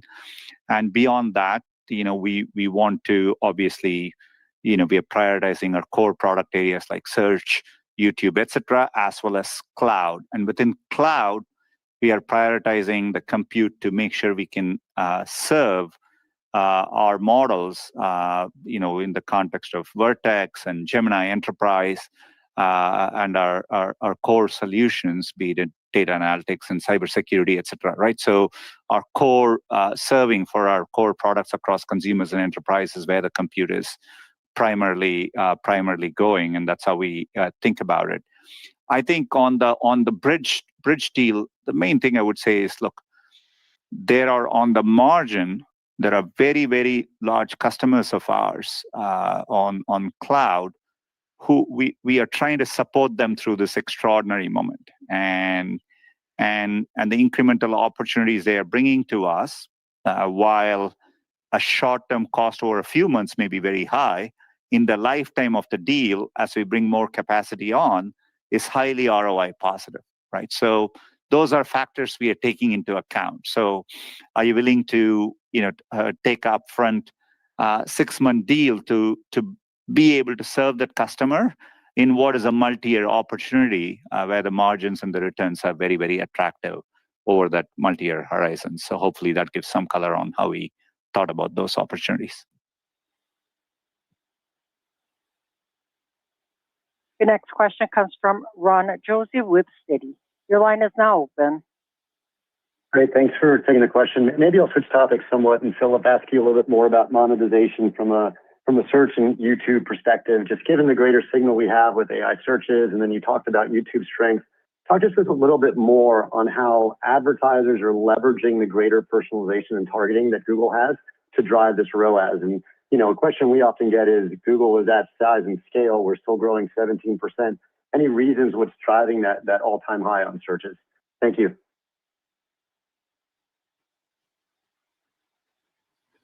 Yes, thank you so much for the question. Look, our 17% year-over-year growth rate in the Q2 search and other revenues was really driven by many parts of our business working well together and very, very deep Gemini integration. Maybe to zoom out for a second, all the major verticals contributed to the growth. Retail drove the greatest contribution. I managed this, followed by really meaningful contributions from finance, tech, media, entertainment, and so on. I think it's really important to understand that Gemini supercharges our ability, and this goes specifically to your question, to understand what people are looking for and match the right ads. So we're applying Gemini models really across our entire ads infrastructure, whether it's ads quality, advertising tools, ads and new AI experiences. And we're really deeply integrating Gemini into the customer tools to make the campaigns more efficient, which comes on top of this. And then we have our AI-powered campaigns like AI Max that help advertisers actually adapt and find the opportunities beyond keyword. Again, that's an ability for us to go deeper and target better. And AI Max continues to unlock, we mentioned this, billions of net new searches that weren't really monetizable before. And then on the YouTube side, high level, the ads growth was driven by direct response and brand advertising. I shared earlier, we continue to see a lot of momentum in the living room. We have a really exciting ads roadmap as well ahead of us on the brand side, on the direct response side. Demand gen and shorts remain really interesting opportunities here. Again, this has targeting components to it, obviously. And we continue to innovate really heavily in direct response with shoppable ad formats in the living room, which will help us drive strength in retail as well.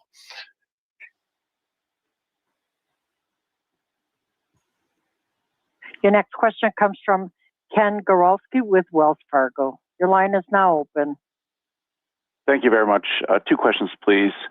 First, how would you assess the forecasted returns on compute capacity investments in 27 compared to prior years, 25 and 26, in light of the supply chain constraints and supply chain inflation we're seeing? I'm curious as to how you think about the return profile of 27 and kind of future investments versus past investments in capacity.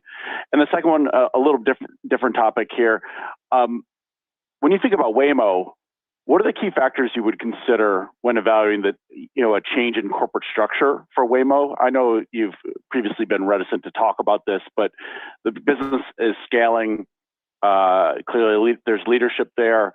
and has a lot of momentum. Under what conditions would it make sense for Waymo to live outside of Alphabet? Thank you. Look, Ken, on your first question, if I understand it, we are working off a discipline ROIC framework here.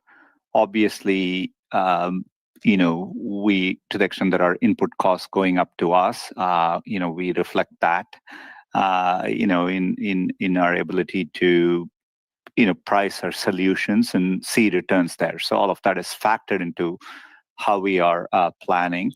I think our compute capacity investments in 27, I think to the first question I answered, I think we are, we are seeing strong demand indicators, including long-term deals, the existing deals which we have, which are renewing at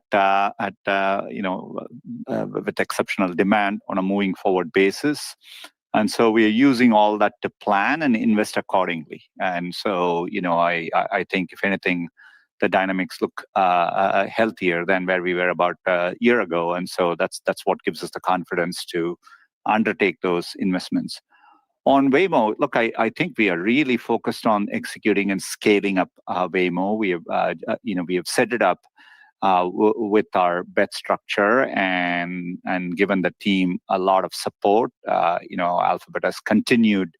I think our ability to think and plan long term and invest in the business is and give them that long-term roadmap. The confidence in undertaking a long-term roadmap and scaling up, I think, is all hugely valuable. We're really focused on scaling the business right now and executing to that extraordinary potential, and that's what we are focused on.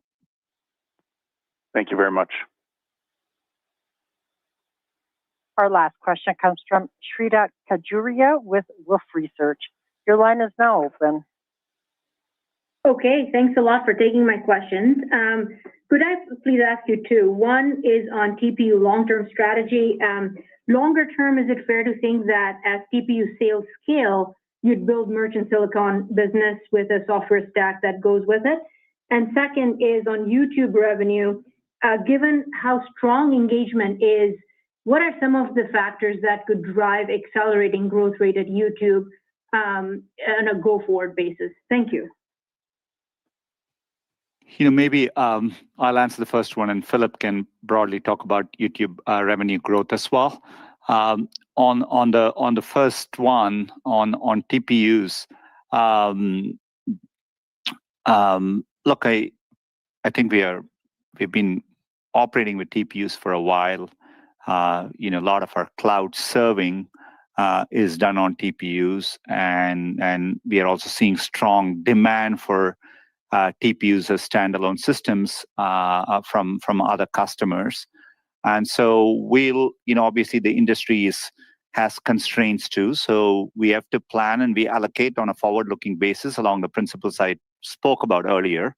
So I don't want to project out too far into the future there, but I do think we are, obviously we will scale up based on the opportunities we see and the demand we see, commensurate with the constraints that exist and the allocation needs we have for frontier model development, making sure we can serve our consumer businesses and enterprise businesses well. And Philip, you want to add on YouTube monetization? Yes, thank you so much. So look, I mentioned it, the drivers of YouTube ads revenue growth. I think there's a lot of things we're actually excited about when we look at our ads roadmap here.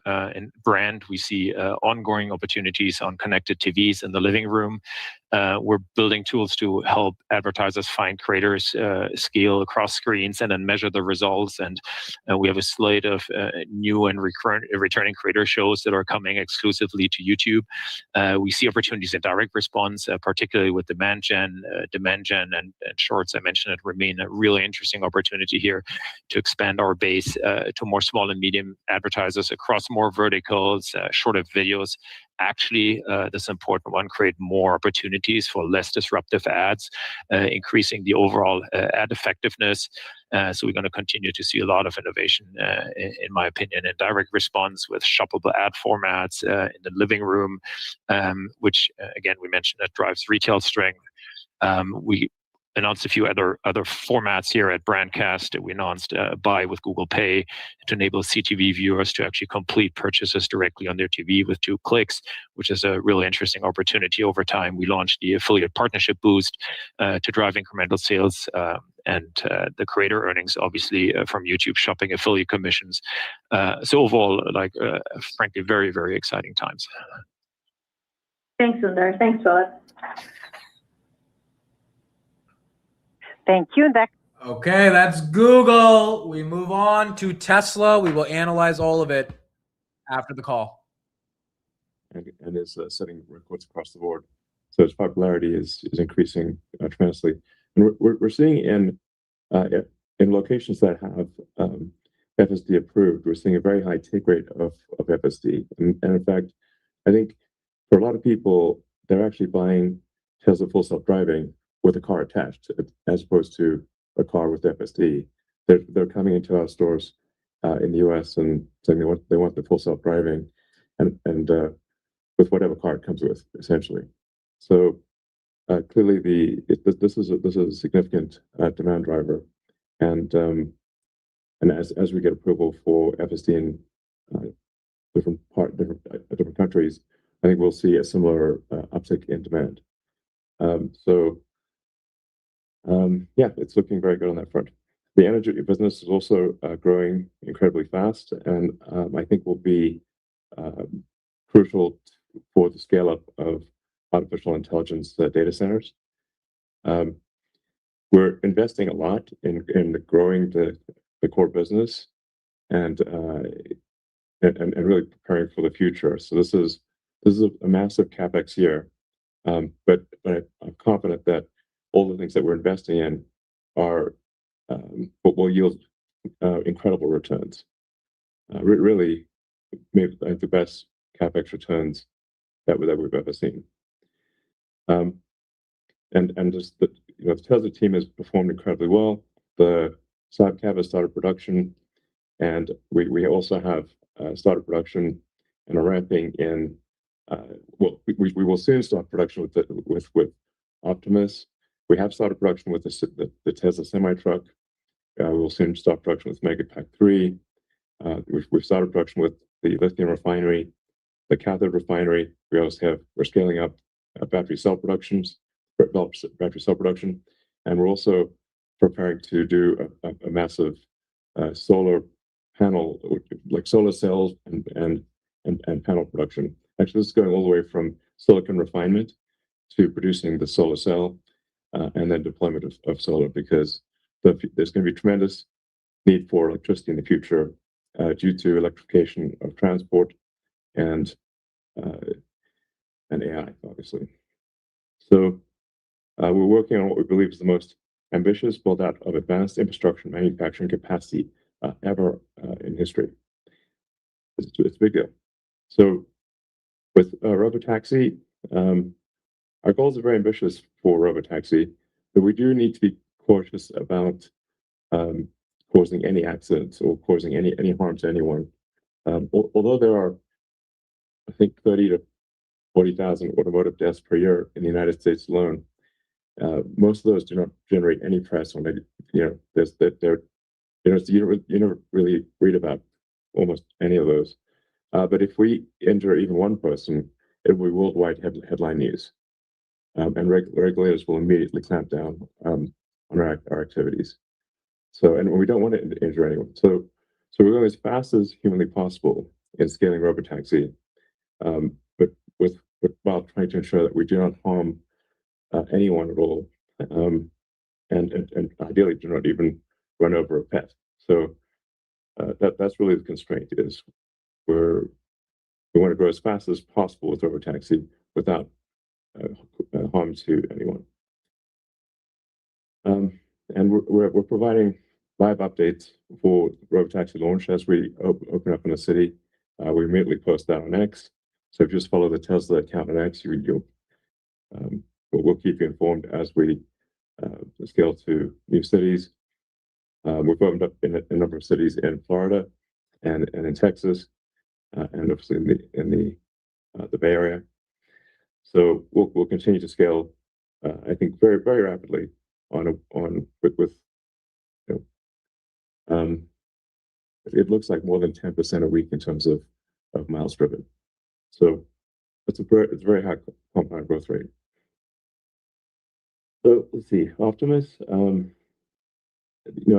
As you've heard me say before, I think Optimus will be the biggest product ever, but it is a very complex problem to solve.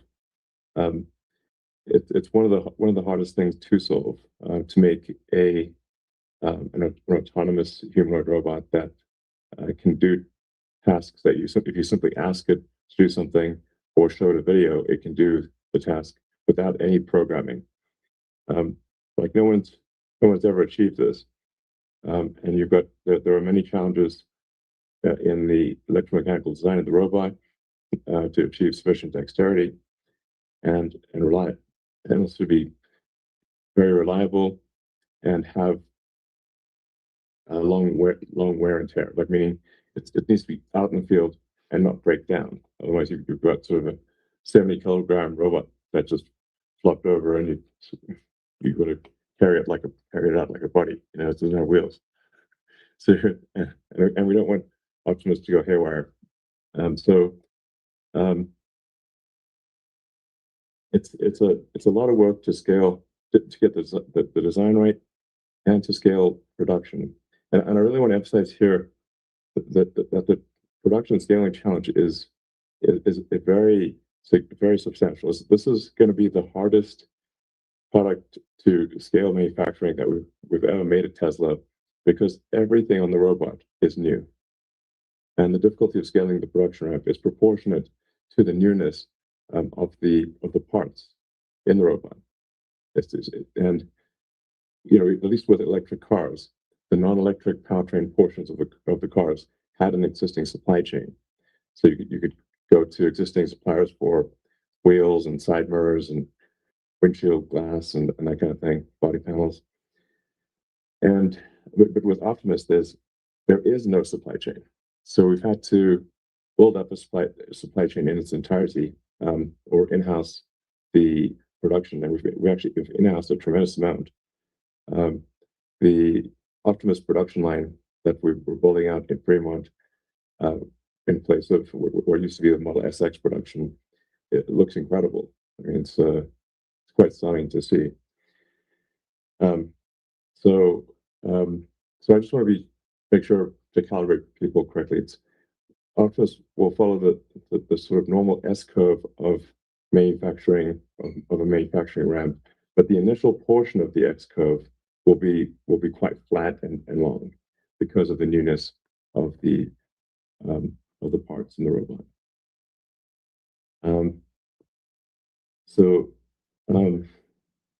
Now you've probably seen lots of impressive demonstrations of robots on the internet, but those demonstrations you're seeing are pre-programmed or remote controlled. So there is no humanoid robot that is actually able to do generalized tasks. Optimus will be the first one that is capable of doing that, where it's not just a demo; it's genuinely useful in day-to-day life. So, and Optimus is designed to have full human dexterity, so a hand that has the same level of dexterity, if not higher, than a human hand. And the human hand is an incredible thing. The more you study the human hand, the more amazing you realize how amazing hands are. It's more than just opposable thumbs. I mean, the nuances of how human hands work are amazing. As the closer you look, the more amazed you are. And Optimus will have that capability. You'll have human and then superhuman dexterity. So it's really going to be quite something. Let's see, Terafab. The Terafab, we expect to announce the location soon, and provide more details about our plans in that regard, which we'll leave that to the product, sort of the launch announcement, rather than try to squeeze it into an earnings call, because I think this is a very big announcement, and it deserves to have its own sort of stay in the spotlight and not be sort of squeezed into an earnings call. But I do think TerraFab is going to be an amazing initiative and a necessary one, and one without which we will be constrained in our ability to scale Optimus production, because we simply won't have enough AI chips. So it's crucial to solve that, and we'll have to solve memory, logic, and packaging in order to scale Optimus. But anyway, like I said, we'll leave that to its own announcement. We've placed equipment orders for our development fab in Austin, and that development fab, I think, is pretty cool because it's intended to have lithography mask production, and then logic, memory, and packaging and chip testing all under one roof. So you can have a very fast iterative cycle, and try out new chip designs very quickly and see if they work. I don't think such a building exists anywhere on Earth. So this is really going to be super helpful as we try some exciting, adventurous, high risk, high payoff bets on AI chips. But it's focused, like I said, on primarily on Optimus. Like, how do we make Optimus as useful as possible? Then we have digital Optimus, which is basically just driving a computer screen. I guess you could call it computer use or something like that. But driving a computer screen in the same way that you drive a car. So for the car, it's sort of pixels in or photons in and controls out. The same thing is true for Optimus, digital Optimus. It's photons in, controls out. So we feel confident we can adapt the same Tesla AI technology that we developed for self-driving cars to have a self-driving computer screen, or self-driving computer, essentially. So the self-driving computer, where the Tesla, the very, very low cost Tesla AI4 computer can handle all of the sort of short-term tasks. They're doing real-time video control of the screen of the computer. So it's not like screenshots type of thing. It's real-time video at high frame rate. And this is digital Optimus will be important, obviously, for physical Optimus, because physical Optimus needs to be able to operate computers. It can't come up to a touchscreen and not know what to do. It's got to have a generalized touchscreen and computer use capability.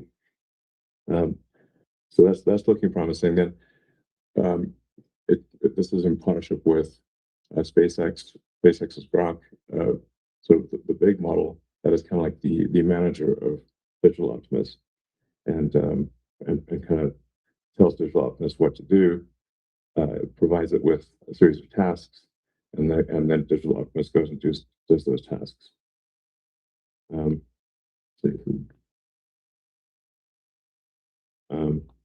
We're also building out a megapod design that has Tesla AI4 computers with x86. It's a pairing an x86 computer with the Tesla AI4 computer in a box. And it's kind of just digital Optimus in a box. And in a megapod, kind of like the Megapack packaging. And so where we put just a large number of AI4 plus x86 combos in a giant box, essentially.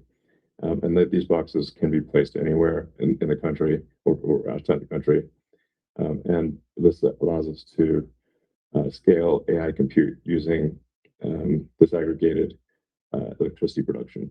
So because there's lots of places all around the world, including at our superchargers. I think we've got something like 7 gigawatts of power at our superchargers and growing.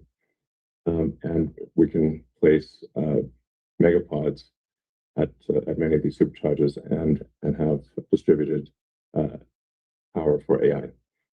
So I think that could be quite a big deal.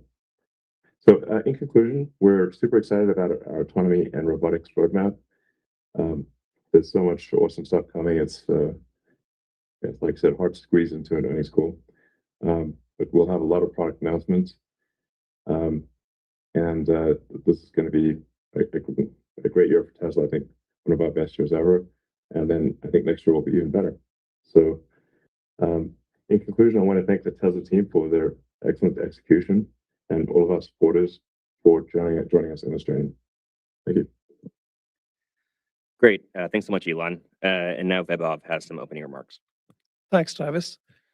So Q2 continued the trend that we saw at the end of Q1, a resurgence in demand for vehicles across the globe.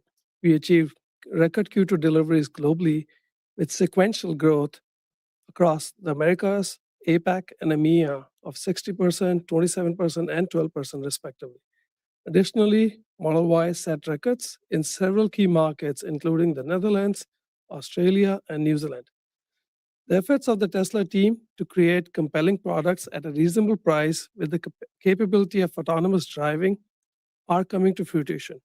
We exited Q2 with our largest order backlog since 2023. We are therefore focused on increasing production at all our factories to meet this growing demand. Production growth will be limited by our supply chain. This includes not just batteries, but also electronic components. We've been here before, and like always, our Tesla team is working actively to unblock the obstacles ahead by securing strategic deals with suppliers. Like Elon mentioned, one of the key factors for vehicle demand has been FSD. Our sales data suggests one of the main reasons customers are coming and looking at the car is because of FSD. In Q2, we had in North America, about 55% of our deliveries had FSD subscription at the time of delivery enabled. Overall, FSD attach rates continue to improve, reaching nearly 1.5 million paid customers globally, of which 55% is upfront purchases and the remaining 45% is subscriptions. We expect that the bulk of the growth in FSD monetization will come from subscriptions as we've removed the purchase option in most markets. Automotive margins, excluding regulatory credits, declined sequentially from 19.2% to 16.3%. As a reminder, we had highlighted in Q1 that we had a $230 million benefit from warranty true-downs and some tariff relief, which did not repeat in Q2. Controlling for the impact of those benefits from the prior quarter, our automotive gross margins, excluding credits, would have been approximately flat. This demonstrates the effective pricing and cost management done by the Tesla team as we continue to drive demand. Commodity price increases and interest rate changes all continue to add to our costs. Note that interest rate subvention costs are recognized upfront as revenue offset. So as interest rates have risen this year, the cost of subvention has risen along with them, which had a negative impact on automotive margins. As we have previously noted, energy business is inherently lumpy. Deployments are tied to customer timelines and largely out of our control. In Q2, we deployed 13.5 gigawatt hour of energy storage, a 53% sequential increase, and the second largest quarter for energy business. Despite this growth, energy gross margins declined from 39.5% to 20.4%. This margin decline was a result of several dynamics. First, there was a warranty true-up in the quarter of about $240 million related to certain vendor cell issues for our legacy deployments. Also, the tariff benefits we recognized in Q1 of more than $200 million did not repeat. And lastly, we had previously guided that ASPs for industrial storage is coming down amidst growing competition. Long term, we believe the energy business should normalize at a gross margin rate in the mid to low 20% range. Our order backlog of this business is robust and we are doing our best to build based on both existing demand and future demand we expect from data center growth and overall electrification of the economy. Service and other margins improved sequentially from 9.2% to 14.1%, an all-time high. This was mainly driven by an uptick in volume and better cost management of our vehicle fleet that supports businesses such as used car, supercharging, service centers, and insurance.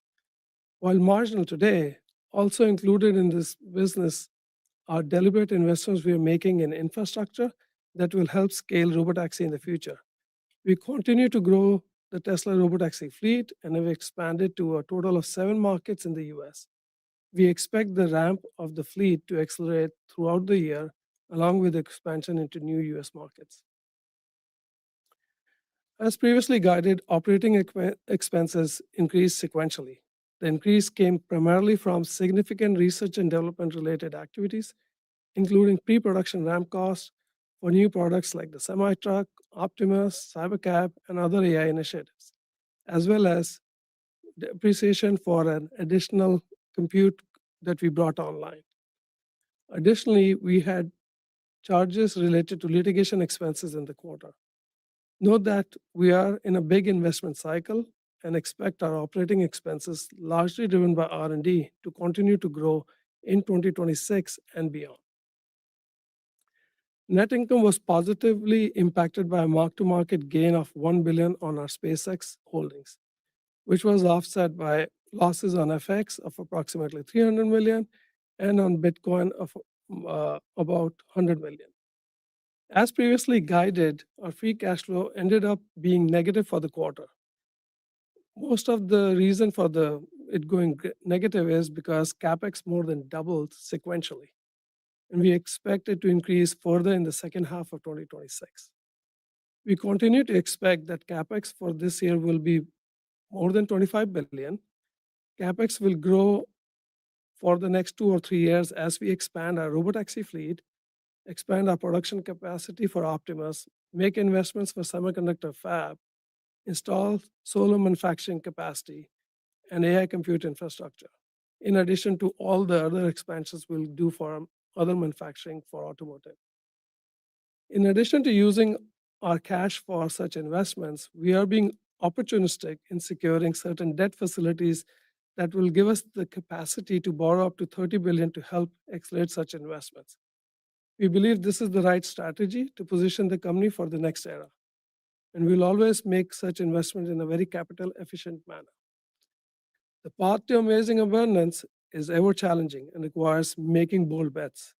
Our progress will be non-linear. The future is going to be great, and we are ready to rise to the occasion. I would like to end by thanking the Tesla team, our customers, investors, and suppliers for their confidence in us on this journey. Thanks so much, Vaibhav. As everyone on the call may have noticed, we've covered several of the Say.com questions already in opening remarks, including Optimus production, Terafab, and Digital Optimus. Ashok is joining us today, our VP of AI, and he's going to cover questions related to robotaxi. Ashok? Thank you, Travis. Many of the questions on Say.com relate to robotaxi deployment and scaling, so we thought we'd provide a comprehensive view of where we are now and where we are going in the future. First of all, I'd like to state that the robotaxi program has been operating extremely well. Especially in terms of safety, the program has had an impeccable safety record. We have driven more than 380,000 miles of unsupervised robotaxi, now across 6 cities in 2 different states. We have had 0 notable incidents. Any reports have been of other actors impacting us when we were stationary. Again, I like to emphasize how safe the operation has been so far. 0 notable incidents over 380,000 miles. Historically, the so-called experts have always claimed that you need LiDARs, radars, HD maps, and the entire kitchen sink to drive safely. Here we show that such is not true. You can have safe, comfortable, and affordable autonomy with just cameras. This record should be a huge validation of Tesla's entire AI approach. Second, I'd like to discuss scaling. We started the robotaxi program roughly a year ago in Austin. We had safety monitors in the passenger seats of the cars back then. Around the end of last year, we had the first fully unsupervised robotaxis in Austin. Since the beginning of this year, we have grown at double-digit growth rates to the number of unsupervised miles that the fleet drives every week. I repeat, we have grown at such a high compounding rate on a week-over-week basis over the last several months. Not only that, we expect to continue growing at such a large rate through the rest of this year. The other thing to note is that for expanding to new cities, it has been relatively less effort on our front. We expect that the time to launch to a new city will continue to trend towards zero, towards an end where we operate in entire states as a whole instead of going by city by city. Such growth was only possible because we have a world-class engineering team at the frontier AI development here at Tesla. The currently operating robotaxi fleet is already running early versions of the V15 FSD software that we had referred to in the past. For V15, we had planned roughly about 7 major improvement tracks, and they're all happening in parallel. The early V15 builds that are running on robotaxi have already 40% of those tracks merged together, and that's what's running in the fleet right now. As we continue to complete our work on V15, we will see that the car is going to be ridiculously safe and capable. We're already seeing internal signs that all of these bets that we have made for technology improvements are all continuing to starting to work, and we expect that the payoff will be huge, and that's what is going to help us sustain the same growth rate through the rest of this year and so on. Finally, regarding the Cybercab, first of all, it's a phenomenal product. Anyone who rides in it instantly falls in love with the experience. We have aligned our manufacturing targets to roughly match the projected growth rate of the unsupervised miles. The same V15 models that power the Model Y and other platforms will also work on Cybercabs. In conclusion, robotaxi growth so far has been literally exponential while keeping an impeccable safety record. Our technology bets are paying off, helping us sustain the exponential growth for the foreseeable future, and the Cybercab is going to be awesome.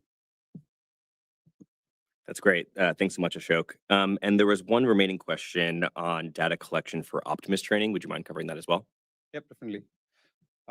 Regarding Optimus, especially Gen 3, Optimus has been designed to not just match the appearance of human beings, but also the functionality and dexterity of humans. One of the main reasons for this approach is that having the human form factor and function allows us to learn from humans on how to perform a wide variety of tasks. This opens up the entire world to provide data for training Optimus. Just like FSD, we have access to a broad fleet of humans giving us data from all of the workers at our factory. Optimus can learn quite a bit from observing them perform their tasks at the factories. We also have a dedicated data collection team who can provide a relatively small amount, but of very high quality demonstrations to do the post-training of these models. This is all on top of any training we can do off of the entire internet of data that shows demonstrations of people doing various tasks, both in industrial settings and home settings. The second flywheel is when we have a large number of Optimus robots practicing their tasks in what we call the Optimus Academy. The data from the bots experiencing the tasks themselves will be invaluable and help us close any minor form factor gaps that may exist between the bot and the humans. This is also when the reinforcement learning loop kicks in, where the bot initially attempts some tasks, fails sometimes, learns from both the successes and failures of those tasks, and eventually learns to master those tasks at perhaps a superhuman level. Our AI strategy for Optimus is aligned with the same. It's the same end-to-end strategy that drives FSD, pixels in, controls out. And just like FSD, we expect it to work broadly. In FSD, you can get in the car, type in an address, and then hit start, and it's like handles all of driving from park to park. And the same thing is going to be true for Optimus as well. You're going to just ask it to do anything, and then it should just perform the entire task on its own without you having to do anything along the way. And it's the same team that produced FSD, the V12, 13, 14, and now V15 software that now works on Optimus as well. Hence, I'm very confident that Optimus will be an extremely capable robot. Great. Thank you so much, Ashok. So that covers the say.com questions. Now we will move over to analyst questions. The first question comes from Tom from RBC. Tom, please feel free to unmute yourself when you're ready.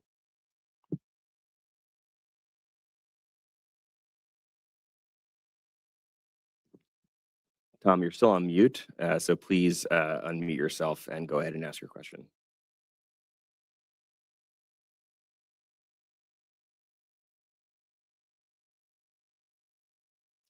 All right, we're not getting any audio from Tom at the moment, so we will try to move on to Andrew, and we'll add Tom back to the queue to come in next. Andrew, as soon as you can, please unmute yourself and ask your question.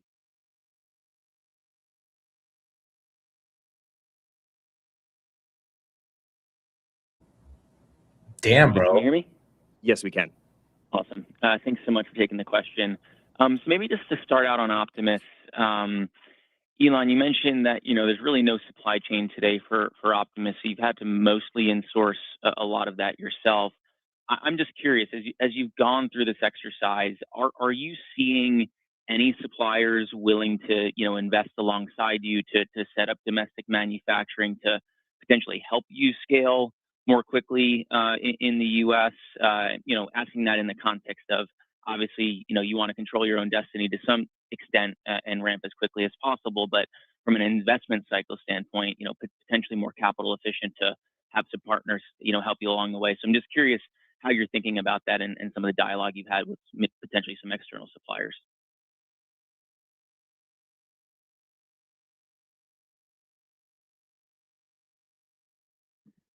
Elon, you may be on mute right now. We can't hear you. So yeah, our suppliers have been great, and they have made and are making tremendous investments in support of Optimus and robotaxi and whatnot. Samsung and TSMC in particular are building fabs. TSMC in Arizona and Samsung in Texas, and putting in tens of billions of dollars to build AI compute for Optimus and robotaxi. Panasonic has also invested many billions in increasing battery cell production. I'm a little under the weather here. I'm a bit ill, so I sound a little off. I'm kind of struggling with I'm a little bit ill today. So yeah, but our partners have been great, and I'd like to thank them for their support and their investment and their hard work. Great, thanks for that. And maybe just as a So, sorry, Andrew, we're going to have Karn hop in here for additional color briefly. Yeah, just to add to Elon's point, that the Samsung fab that's going to be pretty significantly dedicated to future projects. That's a massive investment, multi-billion-dollar. We're seeing the same level of investment going to memory, and also new specific parts like metal injection molded parts, flexible printed circuits, and all sorts of novel new technologies that are more based for the robot as opposed to the traditional vehicle supply chain we've had. And in certain cases where we don't find a great partner, we've never hesitated from insourcing it. And we have a very capable manufacturing engineering team and a design team that helps us scale those things. Yeah, and actually, I'd also like to thank Micron for giving us a memory allocation. They're going to make some very tough decisions on memory allocation, and we really appreciate Micron making room for Tesla in the years to come, and giving us actually a very significant allocation on reasonable terms, given the pretty insane pricing of memory these days. Great, really appreciate that color. And maybe just my follow-up on robotaxis. You guys gave a lot of great information in your prepared remarks, but there seems to be some evolving regulations at the state level, potentially around sensor requirements. So I'm just curious, as you think about your own rollout, what do you want to see, or what do you need to see from regulators to make sure that obviously some regulation might be good, but you don't want it to be overregulated. So what are you expecting to see? What do you want to see to make sure that this is, done in a proper way? And we've got Lars on the line. Lars, if you wouldn't mind covering this one, if you can. Yeah, sure, Travis. I think, we talk about regulation, particularly in the US, we've made a lot of headway. Just good initiatives from the federal government in terms of the FMVSS rules, moving towards, acceptance and adoption of purely built AVs, and I really appreciate the support from NHTSA on that. When it comes to like a state-to-state level, obviously the stuff in New Jersey, is a little bit disheartening. I think ultimately, as Ashok said in his opening remarks, we really focus on the performance of the vehicle, and ultimately that's what's going to drive regulators and the public to adopt it. I think the best regulations are those that provide companies and innovators with a goal or a task and allow us to figure out the solution. And when we see regulations that provide a solution before identifying the problem, we really don't, appreciate those. But as Tesla always has and will continue to do, we'll let our performance speak for itself. And I think Ashok played that out really clearly, and that'll be the foundation of our expansion moving forward. Great. Thanks for the questions. Thanks so much. We're going to try Tom again from RBC. Tom, can you unmute and try to speak, please? Unfortunately, Tom, we see you unmuted, but we're not hearing you. So we're going to have to send you back into the queue. Next is Alex from Bank of America. Alex, as soon as you can, please unmute yourself.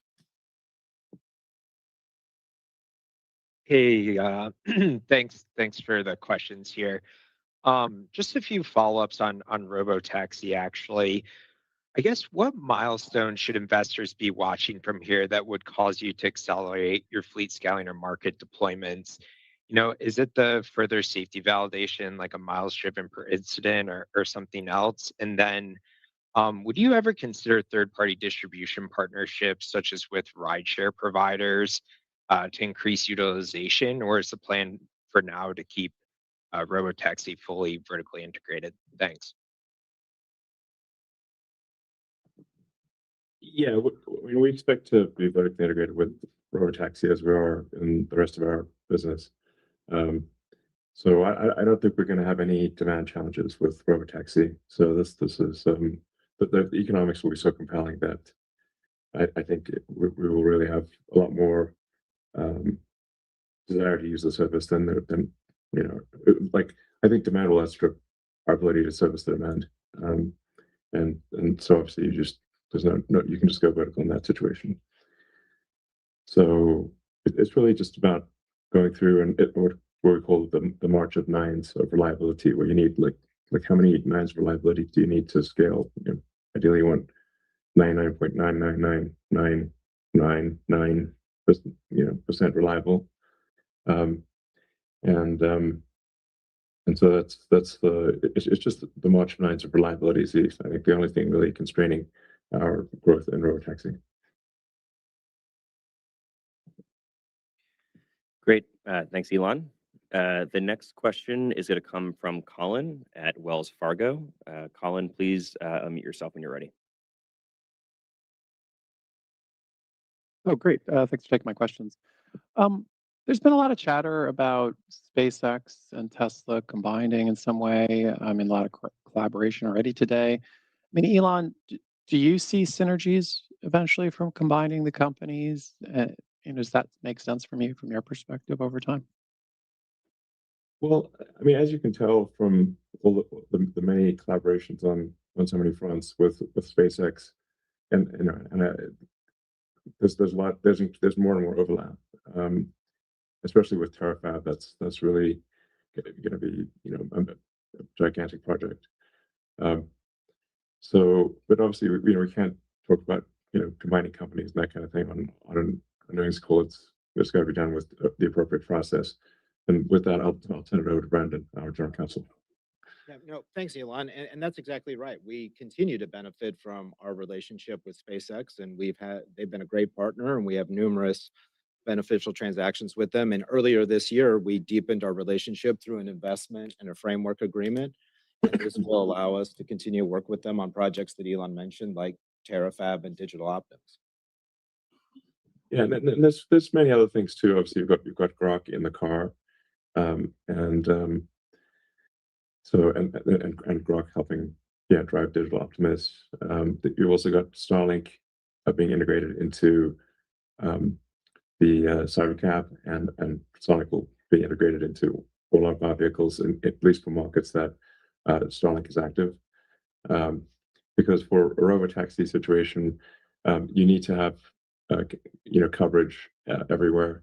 And there are many places, even in Silicon Valley, where the cellular coverage is terrible or sometimes non-existent, which is surprising for Silicon Valley. But I know when I drive to work, those first 10-15 minutes, I can't actually do any calls because the cellular connectivity is so bad.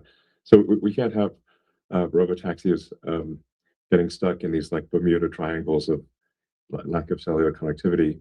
So Starlink, with its ability to do connectivity anywhere, is actually quite important. So we don't have robotaxis missing in action. And then obviously if people are sitting in the car, they're going to want to do high productivity stuff or what entertainment. And with Starlink, you can watch 4K live sports in the car, and with very low cost per gigabyte of data. That's really not feasible via the cellular system. And there's many other situations. Yeah, I mean, I would say think of it like Ashok was mentioning about Cybercab, right? That the experience is great. In a world when you don't have to focus on driving, you have all the time in the car to do, whether it's a conference call, watch a movie or anything. That's why if you look at the Cybercab design, it has a big screen. And we've started doing Cybercab rides in our factory in Austin. And when you go through that experience, soon customers would be able to do it in not too distant future. And then you'll understand why that connectivity becomes so important. Great. And then Colin, do you have a follow-up? Yeah, just if I would follow up on robotaxi, if I look at the launches, you've been adding cities, but the number of units is still, looks like based on media reports, sort of in the dozens as opposed to hundreds.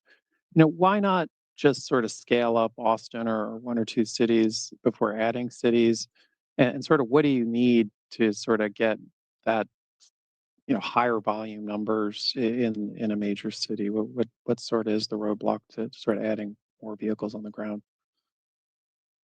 Yeah, the reason we have been expanding across different cities instead of just doubling down on a single city is that we want to make sure that our stack is a very general one. It is a general one. We just want to both prove to ourselves and to other folks that it is working across a lot of different cities without too much effort per city. And that's what we see internally. And then, as Elon mentioned earlier, the growth rate has been literally exponential. Just it's in the early part of the exponential. That's why it's hard for others to comprehend. In terms of miles versus the vehicles, since these vehicles operating the robotaxi fleet drive basically continuously, as opposed to human drivers who use vehicles for maybe a couple hours a day or something like that, these vehicles are in mostly continuous operation, which means that even for a few vehicles, you can get a lot of miles out of them. And that's why we are tracking the amount of unsupervised miles or just the number of vehicles or something like that. And we want to be operating in a very efficient fleet. So all of the work that goes into the efficiency makes it even more so that we get a lot of miles per vehicle available in the fleet. Yeah, and just to add further to this, think of it, we're trying to scale this, and we're trying to make sure that there are different kinks which would be there. And there are things not just on the software front, on the operation front, which we're also trying to tackle. So that's why we're trying to have a broader footprint to try and make sure before we go really high in terms of deployment, that we are able to sort these things out in a smaller fleet in a controlled manner. Yeah, one of the things for Cybercab should be noted is because it is a new vehicle chassis, we need to accumulate driving data that is specific to the Cybercab before we can put a lot of them on the road. So unlike say Model 3 and Model Y and our other vehicles, where we've got a lot of vehicles on the road, millions of vehicles on the road, we don't have that for Cybercab, so we actually have to accumulate miles with Cybercabs that are retrofitted with steering wheels and brakes, acceleration, braking pedals, that kind of thing, to calibrate to the Cybercab chassis. So you'll see as we are confident about that, the number of Cybercabs in cities will increase dramatically. Great. Our next question is come.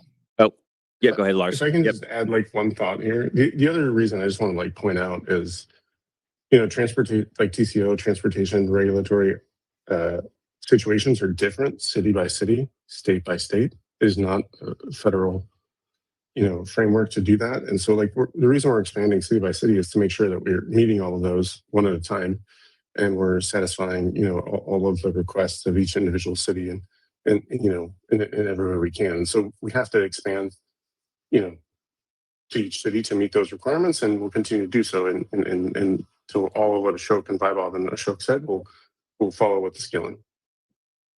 Thanks, Lars. The next question is coming from Walt from Lightshed. Walt, please unmute yourself. Thanks.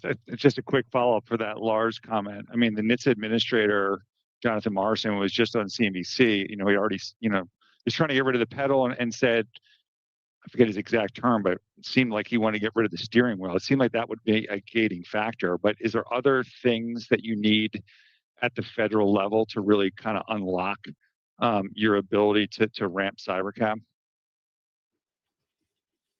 The short answer is no. I mean, I think we have a great relationship with NHTSA and Director Administrator Morrison especially. And I think they're just following through with what the public wants and the world knows is coming, and they're trying to stay ahead of it and make sure that they're doing the right things in place. So we've been open and honest with them for the last couple of years about what our plans were and what we're doing, and we don't want to say we're in lockstep, but I feel like we have a partner there, and we're working together on it.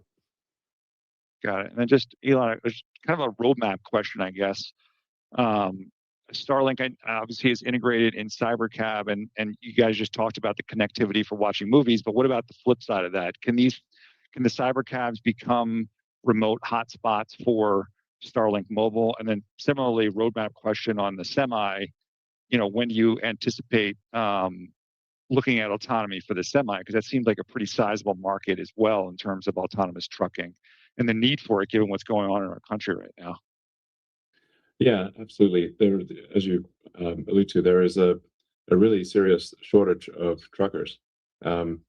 So there just aren't enough people who want to drive trucks, which are crucial for transport throughout America. So an autonomous Semi is actually going to be very important to address the shortage of truck drivers. And obviously will be great for improving safety and making it easier on truck drivers to have a self-driving Semi is going to I think dramatically improve safety and comfort for truck drivers that use this as a Semi. Since the units, the total number of units of the Tesla Semi is still low and will continue to be a very small percentage even by the end of this year of our total vehicle fleet, it makes sense for us to focus our efforts, our self-driving efforts, on our high volume vehicles, so Model 3 and Y, and solving self-driving and really getting to the point where it's generalized, unsupervised self-driving for those vehicles, and Cybercab. So we expect to get self-driving working on the Tesla Semi probably around the end of this year or early next year. But I just don't want it to be a distraction on the on the march of nines of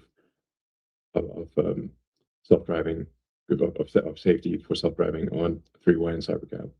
That's so that it's taking a bit of a backseat for the next 6 months or so for autonomous semi. But it will be, it will definitely be a big working next year and in time for the scale up to high production of Tesla Semi. For communications, yeah, I think there's an interesting angle there where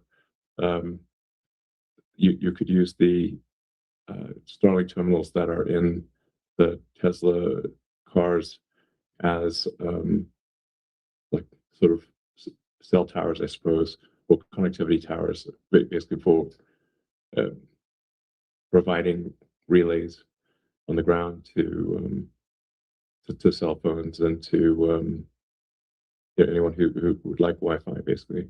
But yeah, I mean, it's a different subject, but obviously one could do that with the stationary Starlink terminals too.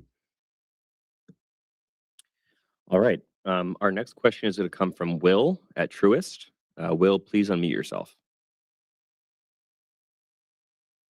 Great. Thanks so much for taking my question. Elon, you teased us a little bit about sort of the supply chain relative to Optimus, highlighting how difficult it's going to be, but we'd be really interested to understand what your propensity is to manufacture semis for this yourself. When we think about microprocessors, microcontrollers, actuators, and other semiconductors that are going to be used, it occurs to me that you have many that are commercially available. You have an option to design some but have them made at third-party fabs. You also have the option potentially to design and make them yourself. What should we think about your propensity to source these components in these different manners?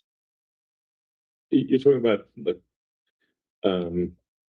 making like microcontrollers and small, like the various computers that are in the car that operate, like the steering system and the braking system. No, that I'm talking about for Optimus, not for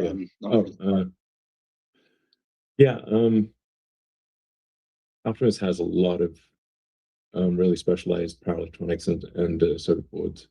It's all Tesla design stuff, but it is fabricated by suppliers. For Optimus 4, which will be built in Austin, that will be a much more vertically integrated supply system for Optimus 4, and that would we'd aim to have an order of magnitude more production of Optimus 4 than Optimus 3. So sort of aspirationally 10 million units a year versus 1 million units a year of Optimus 3. But with all the caveats there, which is insanely difficult to scale production. Optimus 4 will be much more vertically integrated. So probably doing a lot of the sort of PCB work in-house for that. As a follow-up, well, first, maybe you could talk about the timing as to when Optimus 4 should let's say start production. But the actual follow-up I wanted to ask was the plan to upgrade hardware 3 to hardware 4 in order to be able to process, I suppose it's version 15 of and future versions of FSD. Is that still the plan to do hardware upgrades on the cars? I think it's going to make sense to upgrade all cars that are have less than hardware 4, almost all, any cars that have cameras, basically, because otherwise it would be probably too many modifications. But anything that's got sort of that's set up for cameras, it'll be financially sensible at some point to upgrade them. But I think we'd want to upgrade them to the next generation of like next generation AI board. So it'll be either like we have an upgraded AI4 chip that's sort of medium, sort of moderate improvement over AI4 probably reaches production around the middle of next year. And then there's also AI5, which hopefully is in volume production around the middle of next year. AI5 will initially go into Optimus. And actually making very good progress. So the Tesla chip team is really doing great work and making incredibly fast progress on AI5. And I'm very excited about the design of the Tesla AI6 chip. I think it's going to be the best edge computing chip in the world. And if somebody's got a better one, I'd like to meet that person and shake their hand, because the AI6 chip is just so good. So I think things are going really well on the chip front. Yeah, and again, I'd like to thank TSMC and Samsung and Micron for the support. Great. We are coming up on the hour, but we're going to try to squeeze Dan in. So from Barclays, Dan, please unmute yourself.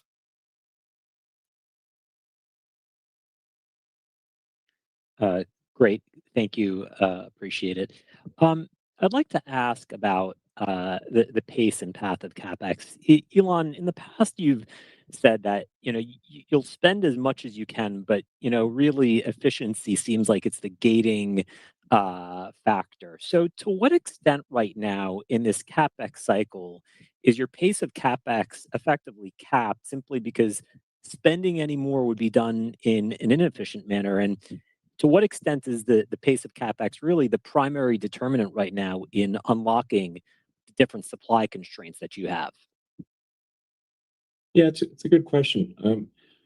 I've actually, what I've asked the Tesla team to do is like really we should be spending on CapEx as fast as we can spend, as fast as we can without it being too wasteful.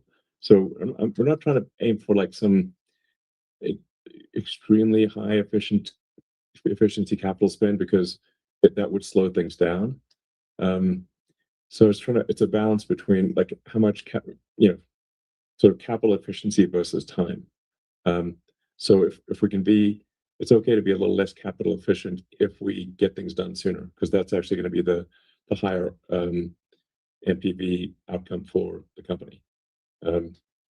So overall, I'm pretty happy with how things are going. I mean, we're doing an incredible amount of construction and production growth in so many different arenas simultaneously. I don't think there's ever been a company that's done this at the scale, maybe proportionately back when Henry Ford did the Model T or something like that, or World War II when companies were making, it had to sort of scale up weapons production. But I think probably this is the fastest industrial scale up since World War II in America. Yeah, and I will just add a little bit on that. Basically, if you look at it, all our spend on CapEx is trying to do productive assets, right? We're basically scaling factories, whether it's Optimus, whether it's Cybercab, whether it's LFP factory, which went into operation earlier this year, or the semi factory, or even putting in a semiconductor fab in there, as well as, we are trying to get a lot of solar manufacturing in the US. In fact, yeah, very important. This is underrated, by the way. Just go ahead. Yeah, I was going to. Basically, the amount of solar manufacturing which happens in the US, we're just going to multiply it with an order of magnitude. And none of these things are easy, right? Because what you have to do is, in order to build a factory, you have to start from ground zero. So just so you know, again, I don't think we have shared this. We end up being the general contractor for almost all our construction facilities because we are doing that much construction. And so going back to what Elon was saying, we're going at a very rapid scale. And yes, this means that we are doing a lot of things all at the same time. And that's why, we just have to go as fast as we can, humanly make things work in the real world. Yeah, our CapEx efficiency, I think, is off scale good. Already. And then Dan, did you have a follow-up that we can wrap up with? Yeah, maybe just a quick question on energy storage, which I think is a key topic here. Maybe you can just address, to what extent is energy storage going to be supply constrained for the foreseeable future, and then just to what extent are the deployments right now the typical peak shaving that you'd see at utilities versus you've talked about in some of your materials, for battery storage, addressing the quality of power issue for data centers, given the sharp fluctuations in power use, where you have an advantage given software or power electronics. So just what is that demand curve right now between data centers versus just broader peak shaving for utilities? Well, it's still mostly, it's not just peak shaving, but it's also grid balancing. So it's not just like the packs are on briefly, but for balancing power from wind generation and solar generation, batteries are awesome. The solar battery combination will be how the vast majority of energy in the world is produced in the future. That's already, of course, how all of the Starlink satellites are powered, is with solar panels and batteries. So, and you can just think of Earth like a giant satellite. There's far more power available from the sun than anything else by far, and we think power constraints are going to be there already are a major issue for AI. Just turning on the AI computers, the AI compute demand is so high that people are having even the so-called the hyperscalers are having trouble turning on their AI compute and finding the power and then smoothing the power with especially for the training runs where the power cycles dramatically in a very short period of time. You can have during a training run the power consumption can drop by 70% for 100 milliseconds, and you really need fast acting advanced power electronics to be able to smooth out these massive changes in power, especially during their training runs. So that's why SpaceX has bought so many megapacks for the data centers. It's actually mostly for smoothing out the power for the training runs. But it will also be useful for being able to tap more power from the grid by if you tell utilities that they can that they will not need to supply power during the worst hours or the worst days of the year because the batteries can handle it, then that makes it much easier for them to give you power.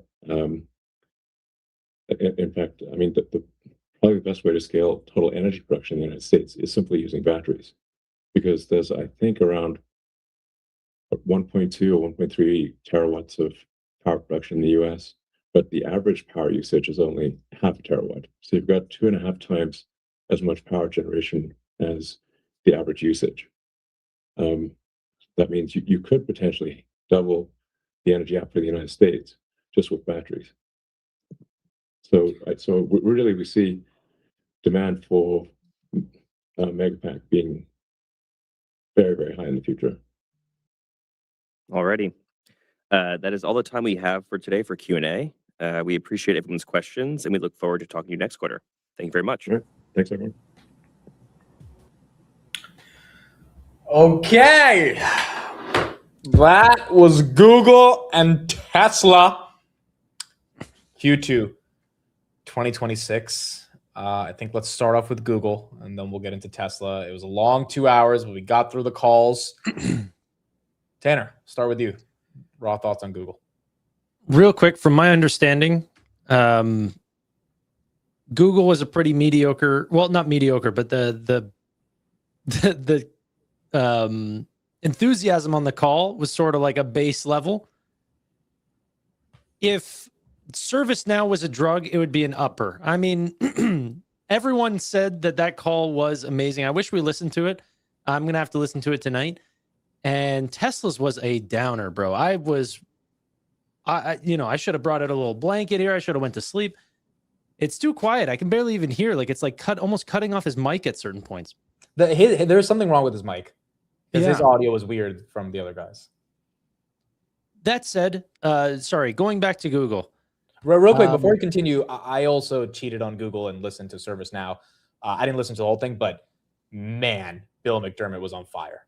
Like, I mean, there are certain moments where he was like emphasizing certain words that made it obvious that he was implying, guys, what are you doing here? Look at our numbers. We're winning.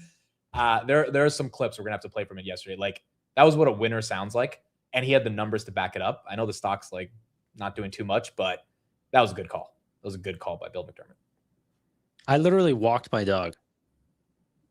Okay, I didn't leave you guys. All right, I was here. Tanner left you guys walking the dog. I was on the phone and listening to the call and talking in the chat. But yeah, I've been live since 12. Okay, give me a minute. I needed to see Google. The sun. But that being said, I've been going through a lot of Google's call, and there were some really, really good snippets of what they talked about in the quarter. That part which Jose highlighted whenever the call was paused, we need to talk about more, which was that they talked about Q3, how they're going to ramp up third-party capacity. Now, at first sight, I actually thought that they were talking about the SpaceX deal.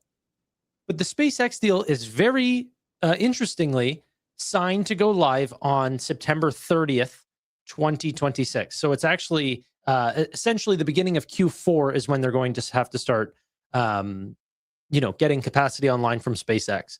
So Q3, it's likely that we're going to actually see a different type of customer, whether that's,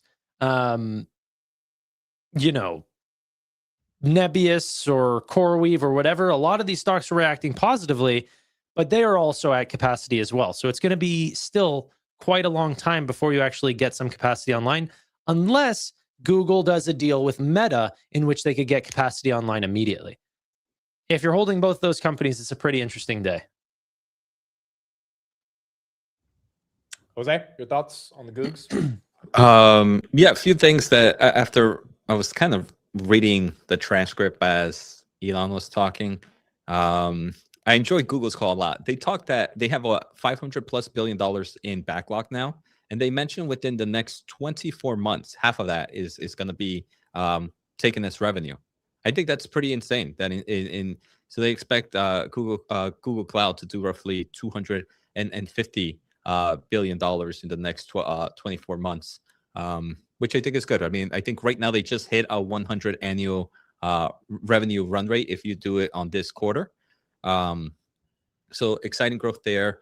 The other thing that I found interesting is they mentioned that they don't mind taking these short-term neo cloud deals, which kind of Tanner was talking about, because for them it's like, if I am going to have an AI infrastructure that is going to turn on in 7 months or 8 months, even if I have to pay a little higher margins on neo cloud player for an 8-month contract, it's still extremely beneficial for me to do that, because these long-term agreements tend to do really well on the margin side. So I think it's pretty good, because I think for like the neo cloud players, 8-month contract is going to be something like what we see in SpaceX, where the margins are extremely high, and it's going to help reduce a lot of the money that they need to kind of stand up some of that AI infrastructure. So those were the two main things that really grabbed my attention. If there was one more thing is Sundar really acknowledged that Gemini was lacking in two main places: agentic solutions and coding solutions. And he says just keep a closer eye on for Gemini 4. It's a much larger model, and I think we're going to continue to see that AI race move forward, and you're going to see the competition between Gemini, Grok, which is now also doing really good. Meta has reawakened, OpenAI. So it's gone from a battle of just, I would say like 3 months ago, many people thought it was just back to OpenAI and Anthropic. And I think in the past week or so, it's shown that Grok isn't behind, or it's not game over for Grok. It's not game over for Meta, and it's not game over for Gemini. the thing that I saw on X for ServiceNow, I actually want to listen to ServiceNow call later. The CEO mentions that cybersecurity was going to be the biggest portion of the overall business, and that's something that again, I think we kind of started this call or the stream talking a little bit about how Dude, Pandora's box. That might be enough of a reason to take a gamble on ServiceNow, because you're getting the legacy business, which is growing 24%, stocks down 50% from the highs. And what are the stocks and SaaS that have done well this year? Cybersecurity names. ServiceNow is the 8th largest cybersecurity company now with the acquisition. I mean, that makes it very compelling to think of a more deeper approach to ServiceNow. Yeah, so I want to listen back to the call just to hear that cybersecurity commentary. I think even Sundar mentioned it in this call, where cybersecurity is becoming very, very important in the AI growth phase. Yeah. Dude, you highlighted a really big point about Gemini 4 that I think is super important, which goes against the recent consensus about how these Chinese models can end up lowering training costs and, lower the cost that it takes to get to frontier. What they said is, no, actually, to get to frontier, we're going to have to spend way more than we ever have. We need bigger bases on these models. We're going to need more training for these models. They actually said exactly what NVIDIA wants them to say. If you want to get to frontier, you're going to have to spend more than ever. And so for the AI infrastructure plays, if you want to believe that there's money in enterprises that they are going to spend for these types of models, and that can be through ServiceNow or something like this, it still means that Anthropic or OpenAI still get their nut, But if what? Nothing. Like a squirrel, bro. Why are you laughing? No, nothing. I just, nothing. Okay. Well, it's good analysis. Thank you.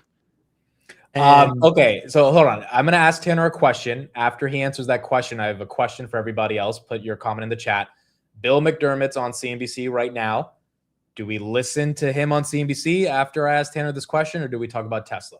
Put in the chat. Let me know what people are thinking. Okay, Tanner, the question to you is, does Google deserve to be down based on increasing CapEx? That's a hard question. I think that investors should be hesitant about any industry that's willing to spend without measure. This is unprecedented times for Google. For the last decade, we've gone from decreasing shares to now increasing shares, and free cash flow went negative. That is a different situation. But I mean, there is no better business to see a forecast into their future revenue than Google. Yeah. They understand the advertising. They understand why they're spending this much.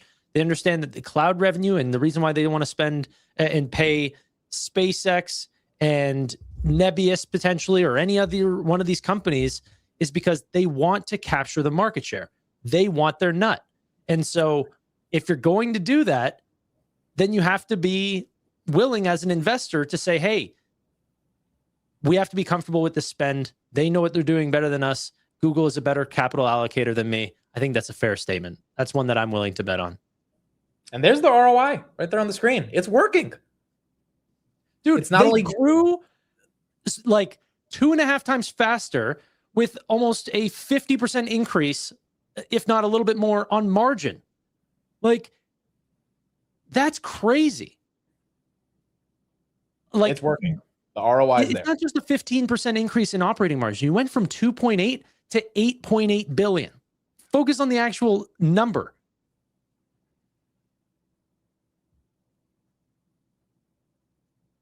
I agree. Tanner saying nut on repeat just sounds wrong. Chad, I'd love to have you on my channel one day and talk about Palantir. Yeah, Chad, you might have to go on Tanner's channel soon, because he's getting pilly-pilled, baby. It took 5 years, but he's getting pilly-pilled. Chad would be a great person to talk to, actually. Just while I got your attention, I'm corporate safe. Don't worry. There you go. Deal. All right. Yeah, there you go. Mr. Chad. Yeah, I agree. Jose, I think you would agree as well, right? Like, the ROI is there, the increase of revenue is there, but the stock going down, kind of inevitable, right? If they're going to be spending on CapEx. Yeah, exactly what Tanner said, minus the nut. You There you never go. minus the nut. There you go. All right, here's Bill McDermott on ServiceNow. R2, sir. I am, Jim. Great to be back on your show. Okay, so Bill, revenue growth, some serious acceleration. People were concerned maybe the last couple of quarters they didn't have the growth that they wanted. This seemed to be the quarter where you definitely have pretty strong bookings. Looks good. It's been great, Jim. You know, we're the fastest growing major enterprise software company and now cybersecurity company, and we're operating at the rule of 56. So the company's firing on all cylinders. This AI control tower for business reinvention, really driving AI, but keeping these companies secure with all the agents, all the critical infrastructure, networks, and devices. We're in the cyber business, Jim. Yes, look, the ServiceNow's blueprint for agentic business. After what happened today with OpenAI and Hugging Face, I thought that this was a brilliant document. And I did not know that you do this, for a huge percentage of the Fortune 500, you're involved in this. Absolutely. In fact, right now, the AI control tower is really taking the Fortune 500 from AI chaos to AI discipline. For example, you know, this token consumption has become a big issue, as you know. We manage that, enforce those policies, and the kinds of things that are happening in the media today around AI. We have a kill switch that stops AI agents that go rogue. So those things don't need to happen, and they wouldn't happen when companies run ServiceNow. Okay. All right, so that's kind of the extent of what we got from Bill McDermott. Again, obviously on the earnings call, he was a bit more hype as he was speaking directly to his investors on the call. But at its core, I think the cybersecurity angle is going to be what he goes for. But notice what he said right there. Two things. First of all, he said we're the fastest growing enterprise company. That's not exactly true because Palantir is growing at 85%. And then number two, you know, he said we have a rule of 56. Palantir's at a rule of 140. So, you know, think about the market's reaction to ServiceNow, up 5% after hours on relatively good results, 24% year-over-year growth, rule of 56. And then think about what some of the other software companies are doing that is obviously at a level that is, you know, ServiceNow did about 3.9 billion in revenue. Palantir is going to do around 1.8 billion. Not that far away. You know, Palantir, if it grows at this same level next year, is going to catch up to it. So the point is, software is not dead. ServiceNow is not dead. Palantir is definitely not dead. But if the market actually takes down ServiceNow tomorrow on these good earnings, and then as a proxy takes down Palantir on these good earnings, it just means that this narrative of Google spending on CapEx, which means the money goes to Micron, Nebius, CoreWeave, et cetera, drains the liquidity out of many of these software companies, including ServiceNow, Palantir, et cetera. Now, some of the software companies are not growing that much, and they probably don't have something to be excited about. But the ones that are growing and that are still getting thrown out with the rest of them, I think that's where the opportunity is. I think that's why Tanner's been getting really excited about Palantir. That's why a lot of people are excited about Microsoft right now. And it feels like if the market's going to give us another opportunity to get these software names, the highest quality ones, then that could be something we take advantage of. You know why I'm excited about Palantir? Is because if Palantir had 0% revenue growth, they'd have a higher rule of 40 than ServiceNow. Which is insane. It's insane. You could put either one of their arms behind their back and they'd still punch harder. Yeah, I mean, by next year, if they keep up even half of this revenue growth, they're going to be catching ServiceNow in terms of revenue, which once again, it's one of those things where if you look out a year or two into the future and you look at the earnings multiples and believe that they're going to execute on the growth that they're executing on, and they're not going to be commoditized by, that's the biggest thing. Dude, Anthropic and OpenAI building these like AI forward deployed engineering codes that are going to take out all these enterprise software companies, I'm starting to think it's absolutely bullshit. It will work for like the Paths of the world, but for complex software systems like a Palantir ontology that is integrated into an ecosystem, as Karp said, you're not trusting Anthropic and OpenAI. I think the market has started to recognize that. But when Google says we're going to spend another $30 billion on CapEx, the market says, well, we don't care about software because Nebius is going to benefit from it more immediately. And I think that gyration of capital, which is not always going to be the case because one day Google will stop spending, but if that's not going to happen tomorrow and foreseeably for the next few years based on what Google said on this call, the semi names continue to catch the bid. Jose, Tesla, we'll start with you. Any excitement from that call? Well, I don't think so. I mean, I personally didn't think I got anything Bro, we're all cooked. Let's go. I don't honestly. You guys are. I obviously took a phone call during the Tesla call because I had to talk to somebody. To Tom. Yeah, to Tom. Shout out to Tom. Missed this question, dude. It was just a bad call. It wasn't exciting. I talked about this yesterday on the close. Like, what has happened this year that is actually exciting for Tesla? Yeah. Not much, right? And that's the issue. And that's why the call, they had nothing to really get excited about. Yeah, and the main reason is I was definitely wanting to hear more about the Terafab, and he was like, "Hey, the Terafab is too big, so we'll probably save it for another day." Right. So after that, I kind of was like zoned off. But they also didn't even answer retail questions. They like summarized the questions on Say Technologies that retail submitted, and they grouped them together. They didn't actually read out the questions. So I think they were also just like tired of dealing with some of the same questions because they don't have new answers because nothing in the business has fundamentally changed. Then they kind of just streamline through it, right? Yeah. Elon at the beginning said that the Optimus ramp is going to take way longer because every single new part, like there's no one to look to even know how to do this job. And I think that's a fair statement. But I think the biggest criticism to Tesla is they always push off the timeline of whenever things are going to really ramp. The profits are coming later. They're always coming later. And essentially what Elon came out and prefaced was that Optimus is going to take a really long time to really start ramping production. Can we actually focus? Because people are buying humanoid robotic SPACs, and the biggest humanoid robotic company in the world, CEO, just told you this shit's not happening tomorrow. Yeah. He said it's going to take way longer than people are giving it credit for. And I think it just pushed the goalpost even further. And I mean, how do you even buy the supply chain of the humanoid robotics companies if the humanoid robots, like the reason the supply chain on the GPUs makes sense is because NVIDIA is selling a shit ton of GPUs. If Tesla or Figure or Apptronic aren't selling the robots yet because they're not good enough from an AI perspective and from a manufacturer, Elon spent a good amount of time, to your point, Tanner, explaining how hard it is. I mean, he said it's the toughest problem to solve from a manufacturing perspective in history. So why do we think robots are coming anytime soon in any meaningful way?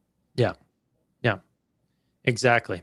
He's saying this is super hard, not this is super easy. It's like, it could potentially lead to a moat, but it also means that the problem might not be solved very quickly. There was some bullish stuff on the card side, on the automotive side. They do mention that now people are kind of buying Tesla for the FSD opposed to the actual vehicle. And I mean, just on a personal note, I feel like I've talked to my wife, and if we get rid of our Tesla, the only other vehicle we would have to buy, or if we have one, we have to get one more. It has to have FSD, right? FSD has completely changed. So the driving for us. So it's cool to see that. And they mentioned, I think 55% of vehicles that are now sold are sold with FSD. But that's no longer why people invest in Tesla, right? I think that's old news, but it's still, I guess, good for their main business just now. Yeah, I mean, the worst part about the Tesla numbers is almost 70% of their EPS was because of SpaceX, the $1 billion stake they have on SpaceX. Yeah, now, which Google, was not included in the estimate. Which was not included in the estimate. Same thing for Google. Google made $99 billion off SpaceX and Anthropic, and I think a couple other private investments. So that's why the EPS beat didn't look that impressive. Google actually missed EPS without their. It was 285 versus 290 expected. They came in at 911 versus 290 because of the unrealized gains. But Tesla barely had any profit, like literally like a couple, 10 cents of profit without that SpaceX gain. So I think that's why the stock is actually getting hit. But Tesla's been pretty resilient, not losing 300 this year. So I wonder if it will. Elon also did say, we're spending CapEx aggressively over the next 2 to 3 years. So Elon will join the race of spending CapEx, maybe not hundreds of billions like Google and Microsoft, but still a good chunk, which means I think the biggest winner today is the semis. Like they got everything they wanted to hear in terms of more money in this ecosystem being spent, the trajectory of the rate of growth of that money continuing, and then these RPO rates and revenue rates on cloud for Google, they're going to have to be the same for Microsoft and Amazon, and not literally 80%, but they're going to be more than what they were last year, which means all those guys are going to spend as well. And then if Meta says, hey, we think there's a really big opportunity to service AI compute, like I don't see how the semis aren't the biggest winner today. given the earnings call that we got. Yep. NVIDIA back to 190. just because I hold it. Now again, the semis have been in a downturn because of the high beta momentum drawdown, but part of that drawdown has been because of fears around CapEx. So you may still think the semis, the risk reward might not be amazing, which is, that's a fair point. But the fear of CapEx, I think this Google and Tesla call kind of resolved that, because Meta, Microsoft, Amazon are going to say the same thing. And so then the question is just, is the risk reward good enough? Yeah, I think the market is always going to be scared about this, because now with companies going like Google going free cash flow negative, the new bearish thesis is they can't go free cash flow negative for a very long time. So this means that the AI CapEx story is ending. So it's like, it gets tiring trying to be an AI bull, but we no, but it's a good point. Jose is basically saying this is the first quarter Google went free cash flow negative in what, like, I don't know, 8 years, 9 years. So how long will they keep up free cash flow negative? Now, they said on the call that they're going to be, I forgot the wording, but they were like, this will apply pressure on our free cash flow. That basically they're implying, yeah, don't expect any free cash flow next year. But are we going to go 2-3 years with no free cash flow? NVIDIA is going to get all of it. Micron's going to get all of it, because I don't know, right? It's hard to be able to be like, yeah, that makes sense. But it also is like, yeah, that makes sense, because they have to spend the CapEx. So it is a bit confusing to kind of dissect how this will play out. All right. We wrapping there? Yes, we are wrapping there. That is pretty much it for us. Thank you all for joining and for being here. Thank you, chat, for all the jokes. I appreciate it. Yeah, we needed the jokes to get through these calls today. We absolutely needed the jokes. Thanks, guys. Yeah, Tesla down a bit after hours along with Google. We will cover more of this stuff tomorrow. IBM ServiceNow up a little bit. And tomorrow we got Intel. I think we'll all three be here for Intel. And then we'll be able to cover those earnings as well. All right. Thank you, everybody. We'll see you guys tomorrow. Bye, everyone. Bye, everyone.